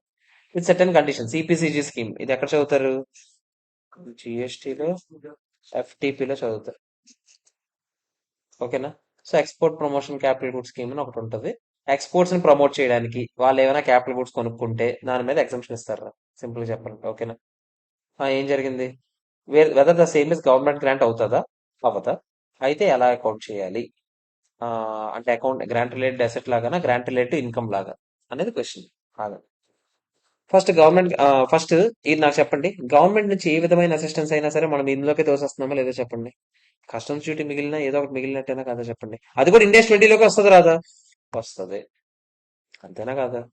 ఇప్పుడు డౌట్ ఏంటి? ఇది అసెట్ రిలేటెడ్ అవుతుందా, గ్రాంట్ రిలేటెడ్ అవుతుందా? అంతేనా కదా చెప్పండి. వాడు ముందు డెఫినేషన్ చెప్తున్నాడు. అసెట్ రిలేటెడ్ అంటే అసెట్ కొనుక్కోవాలని చెప్పిచ్చేది, సబ్సిడరీ కండిషన్స్ కూడా ఉంటాయి. గ్రాంట్ అది ఇన్కమ్ రిలేటెడ్ అయితే ఇదిగో ఈ పర్టికులర్ దానికోసం అని చెప్పి ఇచ్చేస్తారు అని చెప్తున్నాడు. ఇన్కమ్ రిలేటెడ్ అయితే ఎక్స్ప్లెయిన్ కూడా చేయట్లే. అదర్ దాన్ అసెట్ రిలేటెడ్ అని ఇన్కమ్ రిలేటెడ్ అని చెప్పేస్తున్నాడు. ఓకేనా? ఇది కండిషన్. ఇది అంత థీరీ మీరు చదువుకుంది. ఇప్పుడు ప్రెజెంటేషన్ ఎలా ఇప్పుడు ఇక్కడ చూడండి. Government grants related to assets, including non-monetary grants and fair value, shall be present in the balance sheet by setting up the grant as deferred income. అదేరా మీకు ఆప్షన్ ఉంది కదా. ఇది అసెట్ క్యాపిటల్ గుడ్స్ ఎక్వైర్ చేసుకోవడానికైనా కదా చెప్పండి. అంతేనా కదా? Capital goods acquire చేసుకోవడానికి అయితే మీరు ఏం చేయొచ్చు చెప్పండి? వాడు మళ్ళీ ప్రెజెంటేషన్ రెండింటికి వేరే వేరే చెప్తున్నాడు రా. గ్రాంట్ రిలేటెడ్ అసెట్ అయితే ఎలా ప్రెజెంట్ చేస్తారు, గ్రాంట్ రిలేటెడ్ ఇన్కమ్ అయితే ఎలా ప్రెజెంట్ చేస్తారు, అసెట్ రిలేటెడ్ గ్రాంట్ అయితే ఎలా ప్రెజెంట్ చేస్తారు? డిఫర్డ్ ఇన్కమ్ కింద చూపించుకోవచ్చు, లేదా ఆల్టర్నేటివ్ ఏం చేయొచ్చు? కాస్ట్ నుంచి తగ్గించవచ్చు. ఇది కూడా థియరీరా. ఇన్కమ్ రిలేటెడ్ అయితే ఏం చేస్తారు చెప్పండి? ఇన్కమ్ అదర్ ఇన్కమ్ కింద చూపించవచ్చు, లేదా ఎక్స్పెన్సెస్ నుంచి లెస్ చేసి చూపించవచ్చు, లేదా అది కూడా చూపిస్తున్నాడు. ఇది ఏం అడుగుతున్నాడు అసలు? తర్వాత ఏమన్నాడు? ప్రెజెంటేషన్ ఏంటి? ప్రెజెంటేషన్ గురించి చెప్తున్నాడు. తర్వాత ప్రెజెంటేషన్ గురించి ఒకసారి ఇక్కడ చూడండి. ఇక్కడ ఆన్సర్ వస్తుంది. ఇక్కడ in the given case based on the terms and conditions of the scheme, the grant received is to compensate the import cost of asset subject to an export obligation as prescribed in EPCG scheme. ఈపీసీజీలో మనం ఏం చదువుకుంటామంటే exports encourage చేయడానికి మేము మీకు ఒక డ్యూటీని తగ్గిస్తున్నాం అని చెప్పి అక్కడ చదువుతాం అనమాట. ఈపీసీజీ స్కీమ్ అంటే ఏంటో చెప్తున్నా. ఎక్స్పోర్ట్స్ ప్రమోట్ చేయడానికి క్యాపిటల్ గుడ్స్ మీద కొంచెం ఎగ్జంప్షన్ ఇస్తారు. ఇక్కడ మా మెయిన్ ఇంటెన్షన్ ఏంటి? ఎక్స్పోర్ట్స్ ప్రమోట్ చేయడమా, క్యాపిటల్ గుడ్స్ తెప్పించుకోవడం? Export promote. And does not relate to purchase, construction or acquisition of long term asset. So ఇది గ్రాంట్ రిలేటెడ్ అసెట్ అవుతుంది, ఇన్కమ్ అవుతుందా? ఇన్కమ్ అవుతుంది. ఓకేనా కాదా చెప్పండి? అర్థమైంది లేదా? గ్రాంట్ రిలేటెడ్ ఇన్కమ్ అయితే మళ్ళీ ఏం చేస్తాం, మళ్ళీ రాసి ఏంది ఇది అంత సాగదీయడానికి కాకపోతే మ్యాటర్. ఓకేనా కాదా చెప్పండి? సో అక్కడ మెయిన్ ప్రైమా ఫేసి ఎందుకు అనేది చూడాలి. Okay, clear? ఓకేనా? లాస్ట్ అండ్ ఫైనల్ క్వశ్చన్ అదేంటో చూడండి, క్లాస్ లో ఉన్నా చేస్తాను.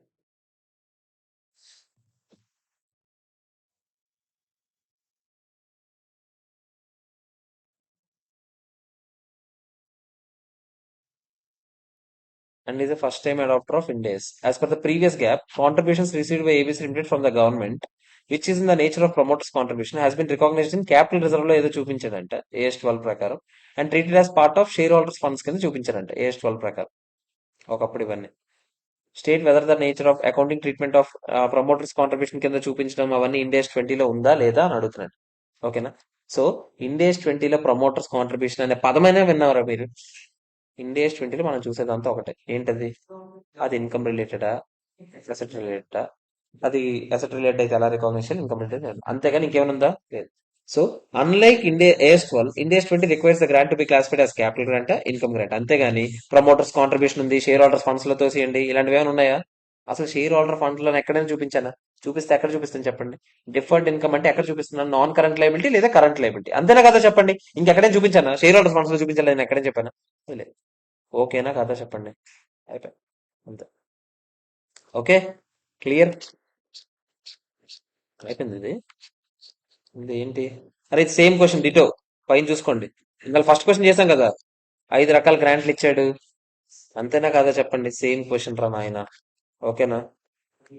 నెక్స్ట్ ఇది, ఇది కూడా సేమ్ క్వశ్చన్. అరే డిటో క్వశ్చన్ ఇచ్చాడు రా మళ్ళీ. 3 acres ల్యాండ్ ఇచ్చాడు, డ్రగ్ ఇచ్చాడు, సూపర్ అదో. థర్డ్ క్వశ్చన్ ఏంటో చూడండి. ఇదేంటో చెయ్యాలి ఇంకా. ఫోర్త్ క్వశ్చన్ ఏంటి? ఇది కూడా ఏదో పెద్ద క్వశ్చన్ లాగానే ఉంది. ఓకే, ఫస్ట్ థర్డ్ క్వశ్చన్ చూద్దాం. అయిపోకూడదా క్వశ్చన్? ఓకే, అయిపోకూడదు. థర్డ్ వన్ చూడండి, అయిపోద్ది పనిలో పని. రేపు FR క్లాస్ చిన్నది అవుద్ది అప్పుడు. Interim financial reporting.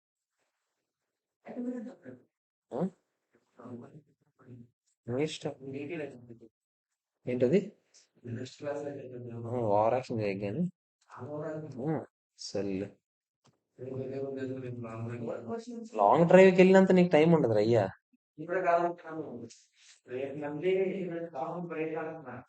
ఒకసారి ఈ క్వశ్చన్ చూడండి ఒకసారి, ఇదేంటో. రెండే ఉన్నాయి, అదే అంటున్నా. ఏంటిది అంటే నేను వీడియో మళ్ళీ బ్రేక్ చేయాల్సి వస్తుందని ఆలోచిస్తున్నా. మళ్ళీ ఇది ఒక్కటి నేను మళ్ళీ బ్రేక్ చేయలేను కదా. A limited has been conducting it's business activities in backward areas due to high operating cost వల్ల దానికి చాలా లాసెస్ వస్తున్నాయి. గవర్నమెంట్ ఏం చేసింది, ఆ లాసెస్ ని మేము కంపెన్సేట్ చేస్తామని చెప్తుంది. Income related grant. ఓకే, ఎంత ఇస్తానంటున్నారు? 10 కోట్లు ఇస్తానంటారు. ఎప్పుడు ఇస్తారంట? అక్టోబర్లో ఇస్తారంట. Compensation meets the definition of government grant అని ఆడే చెప్తున్నారు. Assume no other conditions are to be fulfilled. Conditions ఏం లేవంట. ఓకేనా? ఎప్పుడు PNL లో చూపించాలి అనేది క్వశ్చన్. ఫస్ట్ అండ్ మొత్తం ఎప్పుడు చూపించాలంటే మనకి 2 కండిషన్ స్టార్టింగ్ లో చదువుకున్నామా, కండిషన్స్ అన్ని మీట్ అవ్వాలి, గ్రాంట్ నిజంగా రావాలి, అంతేనా కదా చెప్పండి? అది సుల్లంతా రాస్తున్నాడు. A limited is entitled to receive the government grant in form of compensation for losses already incurred by it in the previous years. Therefore even the compensation will be received in the month of October లో వస్తుందని చెప్తున్నారు. కానీ వస్తుంది కదా పక్కాగా. దాని conditions ఏమైనా attach చేశారా? మీకు ఏం చెప్పాను నేను, 2 స్టార్టింగ్ చాప్టర్ లో కండిషన్స్ అన్ని మీట్ అవుతారని నమ్మకం ఉండాలి, గ్రాంట్ పక్కాగా రావాలి. గ్రాంట్ పక్కాగా వస్తుందా? ఇంకా కండిషన్స్ ఏమున్నాయి కదా గుడ్, ఆల్రెడీ నేను లాసెస్ వస్తున్నాయని ఇస్తున్నారు మీరు, అంతేనా కదా చెప్పండి? అంతేనా కదా? అప్పుడు నేను ఏమని వేస్తాను చెప్పండి? రిసీవబుల్, గ్రాంట్ రిసీవబుల్ ఎంత? రిసీవబుల్ 10 కోట్లు టు ఇన్కమ్. P&L లో వేసి వచ్చా లేదా 10 కోట్లు? స్టూడెంట్స్ కాన్సెప్ట్ తీసుకురాకండి ఇక్కడ. ఎందుకు? వాడు ఇస్తానని చెప్పాడు. వాడు ఇస్తాడో లేదో మీరు అప్లికేషన్ పెడితేనే ఉంటది అనేది చెప్పుంటే అప్పుడు నేను మళ్ళీ అది వాడుండేవాడు. అంతేనా కదా? ఇక్కడ అప్లికేషన్ ఏం లేదు, ఇంకా డైరెక్ట్ గా ఇచ్చాడు, అంతేనా కదా చెప్పండి? సో నేను ఏం చేయొచ్చు చెప్పండి? P&L లో అదే ఇయర్ లో చూపించవచ్చా లేదా చెప్పండి? చూపించవచ్చు. ఓకేనా కాదా? అర్థమైందా లేదా? క్లియరా కాదా చెప్పండి. Okay, last and final. ఏంటో చూడండి ఇది. మ్యానుఫ్యాక్చరింగ్ ఆఫ్ సెర్టెన్ కెమికల్స్ తయారు చేస్తున్నాం. During the manufacturing process certain waste water release అవుతుందంట. పొల్యూషన్ తగ్గించడానికి స్టేట్ గవర్నమెంట్ ఏం చేస్తుందంటే ఒక స్కీమ్ పెట్టింది. ఏమని? మనం గనక pre approved water treatment plant పెడితే, waste waste water treatment plant పెడితే, ఆ ప్లాంట్ ఆ లోన్ ఇస్తారంట. ఇంట్రెస్ట్ ఫ్రీ లోన్ ఎంత ఇస్తారంట? 50 = 50% of cost of plant. Interest free loan, ఇంట్రెస్టే ఉండదంట లోన్ కి. ప్రిన్సిపల్ అమౌంట్ రీపే చేస్తే చాలు. అయినా కూడా మనం దేని ప్రకారం అకౌంట్ చేస్తాం? మార్కెట్ వాల్యూ ఇంట్రెస్ట్ ఎంత ఉందో చూసుకొని దాని ప్రకారమే కదా మనం అకౌంట్ చేస్తాం. సచ్ లోన్ 5 years లో రీపే చేయాలంట. Manufacture availing the benefit 5 years లో రీపే చేయాలని చెప్తున్నాడు. ఓకే, 5 years లో మొత్తం డబ్బులు ప్రిన్సిపల్ అమౌంట్ ఇచ్చేస్తే చాలు, ఇంట్రెస్ట్ ఉండదు. If this condition is violated entire loan shall become immediately repayable to the government along with penalty of 10 lakhs. Oh, okay, okay. Cost of water treatment plant అంతా 50 lakhs. A limited decide to utilise this scheme. ఎందుకంటే బయట market లో loan ఏమో 12% వస్తుంది కదా. అందుకని బయట market లో లోన్ 12% ఉంది. ఇక్కడ ఎంత ఉంది? ఇక్కడ ఆడు ఏం చెప్పాడు? ఇంట్రెస్ట్ ఫ్రీ లోన్ అని చెప్పాడా లేదా? 50 లక్షలు ప్లాంట్ కట్టడానికి అయితే అందులో ఎంత ఇస్తారు గవర్నమెంట్ వాళ్ళు? 50% అంటే ఎంత చెప్తారా? 25 lakhs అయినా కాదా చెప్పండి. మీరు నాకు చెప్పండి, లెక్కటియండి. 25 lakhs ఎప్పుడు రీపే చేయాలి చెప్పండి? 5 years తర్వాత. అంటే మీరు ఏం చేయాలి చెప్పండి? డైరెక్ట్ గా 1/, మార్కెట్ లో ఇంట్రెస్ట్ రేట్ ఎంత ఉందో చెప్పాడా? 12% అంటే 1/1.12 డైరెక్ట్ గా ఈక్వల్ టు 5 years కొట్టమే, 5 times కొట్టమే. ఇంటూ 25 lakhs ఎంత చెప్తారా? 14 lakh ఎంత వచ్చింది? వాడికి రౌండ్ ఆఫ్ చేశాడు. 14,17,500 వచ్చింది. ఏదైతే ఏంటి, ఓకేనా కదా చెప్పండి. మీకు ఏం చెప్పాను? 14,17,500 లోన్ వేస్తాం. మిగతా అమౌంట్ అంతా దేనికి వేస్తాం చెప్పండి? డిఫర్డ్ గవర్నమెంట్ గ్రాంట్ అయినా కదా? ఫస్ట్ ఎంట్రీ ఓకేనా కదా చెప్పండి. అదే కదా ఇందాక నుంచి చేస్తున్నాం. ఓకేనా కాదా? తర్వాత ఏమంటున్నట్టు, A limited purchase and install the plant and that become ready for use. కొనేసామంటే మనం ప్లాంట్, దాని ఎంట్రీస్ కూడా అడుగుతున్నాడు. ఏం అడగలేదాడు. అడుగుంటే మనం అది కూడా వేసుకునే వాళ్ళం హ్యాపీగా. ఎలా వేసుకోవచ్చు చెప్పండి? జస్ట్ అసెట్ కొంటే మనకి ఎంట్రీ ఏంట్రా? అసెట్ టు క్యాష్ ఎంత? 50 లక్షలు మనం ఇచ్చి కొనుక్కుంటున్నామా లేదా? 50 లక్షలేనా? 50 లక్షలు ఇచ్చి కొనుక్కుంటాం. ఓకేనా కదా చెప్పండి. నెక్స్ట్ ఏంటి? A limited as an accounting policy of depreciation ఎంత వేస్తామంట? 5 years పాటు స్ట్రైట్ లైన్ మెథడ్ వాడతామంట. అంటే ప్రతి ఇయర్ డిప్రిసియేషన్ ఎంత పడుతుంది చెప్పండి? 50 lakhs అసెట్ కదా. 50 lakhs మీద 5 years అంటే 10 lakhs అయినా ప్రతి ఇయర్, అంతేనా కదా? మార్చ్ 2003లో గవర్నమెంట్ అఫీషియల్ సర్ప్రైజ్ ఆడిట్ చేశారంట. సర్ప్రైజ్ అయిపోయాడు అంటాడు. ఏమైంది? A limited was not using the waste water treatment plant. చెప్పినట్టుగా వాడట్లేదంట. అందుకని ఆయన ఏమన్నాడు? వెంటనే పెనాల్టీతో కలిపి కట్టేయమన్నాడు. Repaid the loan with interest penalty అన్ని కలిపి కడుతున్నారు. ఇంట్రెస్ట్ వద్దన్నారు మామూలుగా, ఇప్పుడు ఇంట్రెస్ట్ కూడా కట్టమన్నారు. మరి ఇంకెంత కట్టమంటారు? 12 ఉంది కదా రేట్ మన దగ్గర, అంతేనా? ఇప్పుడు ఇది ఏం చేయాలి ఏంటి అనేది question. 31st March 2002 first year ending లో ఏం జరుగుతుంది చెప్పండి? ఫస్ట్ ఇయర్ ఎండింగ్ వాళ్ళు వచ్చారు. సర్ప్రైజ్ వాటికి ఎప్పుడు వచ్చారు? 31st March 2003లో వచ్చారు. అంటే ఫస్ట్ ఇయర్ ఎండింగ్ అంత సాఫీగానే జరుగుతుందో లేదో చెప్పండి. అంత సాఫీగా జరిగితే ఏం జరుగుతుందో చెప్తారా? 10 lakhs డిప్రిసియేషన్ పడుతుందా టు పీపీ, అంతేనా కాదా? డిఫర్డ్ గ్రాంట్ లో ప్రతి ఇయర్ మనం కొంచెం కొంచెం కింద వేసుకుంటామా లేదా చెప్పండి? డిఫర్డ్ గ్రాంట్ ఎంత వేశారు? 10,82,500 డివైడ్ బై 5 years అనా? అంతేనా కాదా చెప్పండి? ఎంత చెప్తారా? 2,16,500 ప్రతి ఇయర్ పిఎన్ఎల్ కి వేసుకుంటామా లేదా చెప్పండి? ఫస్ట్ ఇయర్ ఓకేనా కాదా అందరికి? ఫస్ట్ ఇయర్ ఎండింగ్ కి చెప్పండి రా. ఫస్ట్ ఇయర్ ఎండింగ్ ఓకేనా కాదా? సెకండ్ ఇయర్ ఎండింగ్ లో ఏం జరుగుతుంది చెప్పండి? ఇప్పుడు ఆడు ఎంత కట్టిమన్నాడు? 25 lakhs లోన్ కట్టిమంటున్నాడు. 10 lakhs పెనాల్టీ కట్టిమంటున్నాడు. ఇంకేమైనా కట్టిమన్నాడా? ఇంట్రెస్ట్ అన్నాడు. ఇంట్రెస్ట్ ఎక్కడ లెక్కట్లేదు ఏంటంటే. ఓకే,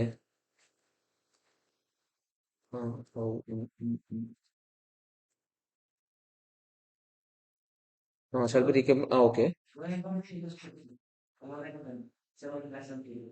అవును. డిఫర్డ్ గ్రాంట్ ఇన్కమ్ ఫస్ట్ ఇది ఇది మామూలుగా పడుతుంది. ఎందుకు చెప్పండి?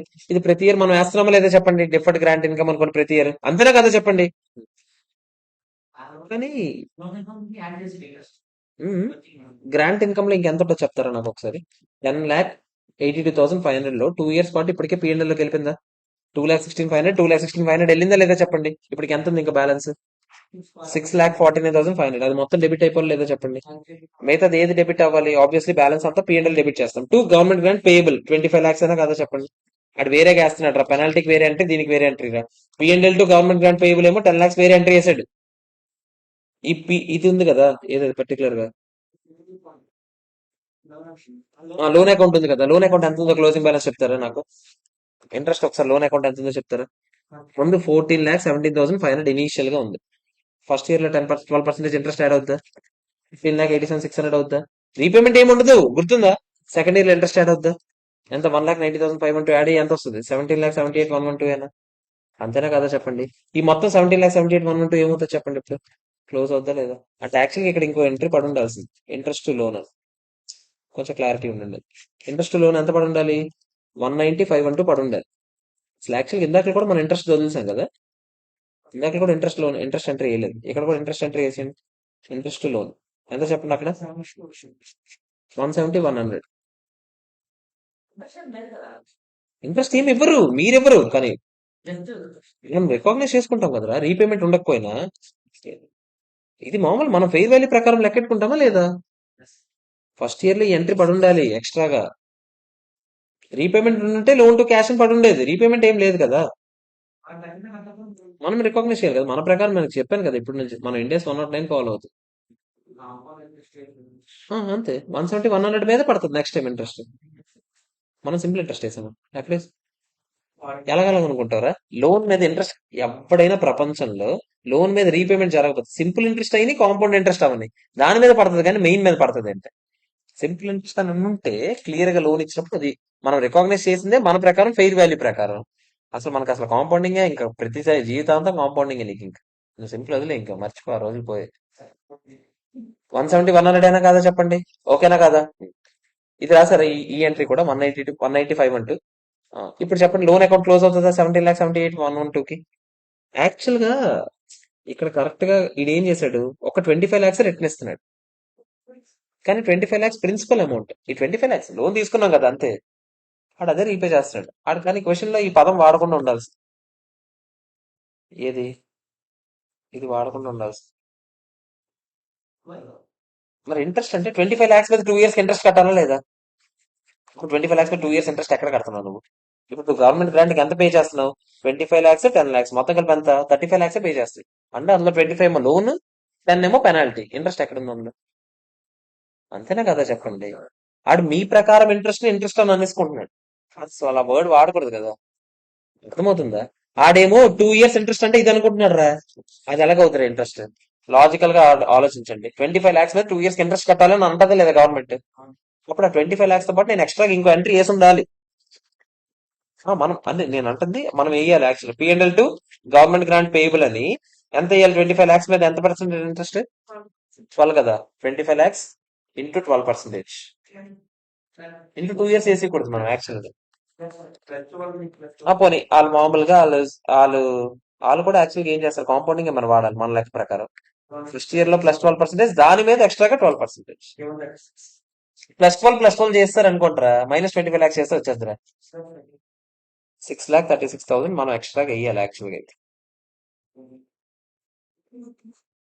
ఫస్ట్ ఇయర్ లో ఎంతరా? 25 lakhs కొట్టావా, +12% కొట్టావా, మళ్ళీ +12% కొట్టు. ఇప్పుడు దాని మీనింగ్ ఏంటి చెప్పు? 2 years లో దాని మీద కలిపి పడిన ఇంట్రెస్ట్ అయినా కాదా చెప్పండి. ఎంత వచ్చింది మీకు బ్యాలెన్స్? 31 lakh వచ్చిందా? అందులో ప్రిన్సిపల్ అమౌంట్ అంత 25 lakhs అయినా తీసే. ఇంట్రెస్ట్ అమౌంట్ అంత 6,36,000 అన్న. అదే అండి. ఓకేనా కాదా చెప్పండి. ఇది పడాలి యాక్చువల్ గా, ఆ ఇంట్రెస్ట్ అని అడగడం వల్ల. మరి ఆడ యాక్చువల్ గా పైన టర్మ్స్ అండ్ కండిషన్స్ ఏం చెప్పాడు చెప్పండి? If the condition is violated entire loan become immediately repayable along with penalty అన్నాడు. యాక్చువల్ గా అక్కడేం ఇంట్రెస్ట్ గురించి చెప్పలేదు. ఈ ముష్టిగాడి ఇంట్రెస్ట్ ఆ పదం వాడకుండా ఉండాలి. గవర్నమెంట్ కండిషన్ ప్రకారం మనం ఏం రీపే చేయాలి, లోన్ పెనాల్టీ ఇవ్వాలి అన్నారు. ఆ రెండు ఇచ్చేస్తున్నామే లేదా చెప్పండి, సో ఇది పడదు అన్నట్టుగా అలా అనుకోవడం. అసలు యాక్చువల్ కదా, అసలు ఆ పదం వాడకుండా ఉండాలి. ఓకేనా కాదా చెప్పండి, అర్థమైందా లేదా? అయిపోయింది ఇంకంతే ఆన్సర్, ఇవన్నీ షెడ్యూల్స్. ఓకేనా కాదా చెప్పండి, అర్థమైందా లేదా? క్లియర్? ఇక్కడతో చాప్టర్ క్లోజ్. క్లోజ్ కూడా అయిపోతుంది అలా.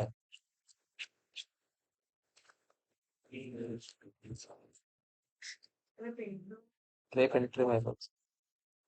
4 ఉన్నాయా?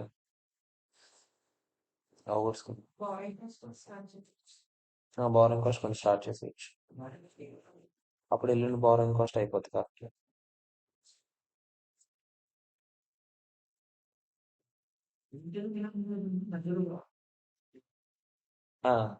క్వార్టర్ క్వార్టర్ కి ఫైనాన్షియల్ స్టేట్మెంట్స్ తయారు చేసుకుంటారు కదా వాళ్ళ గురించి.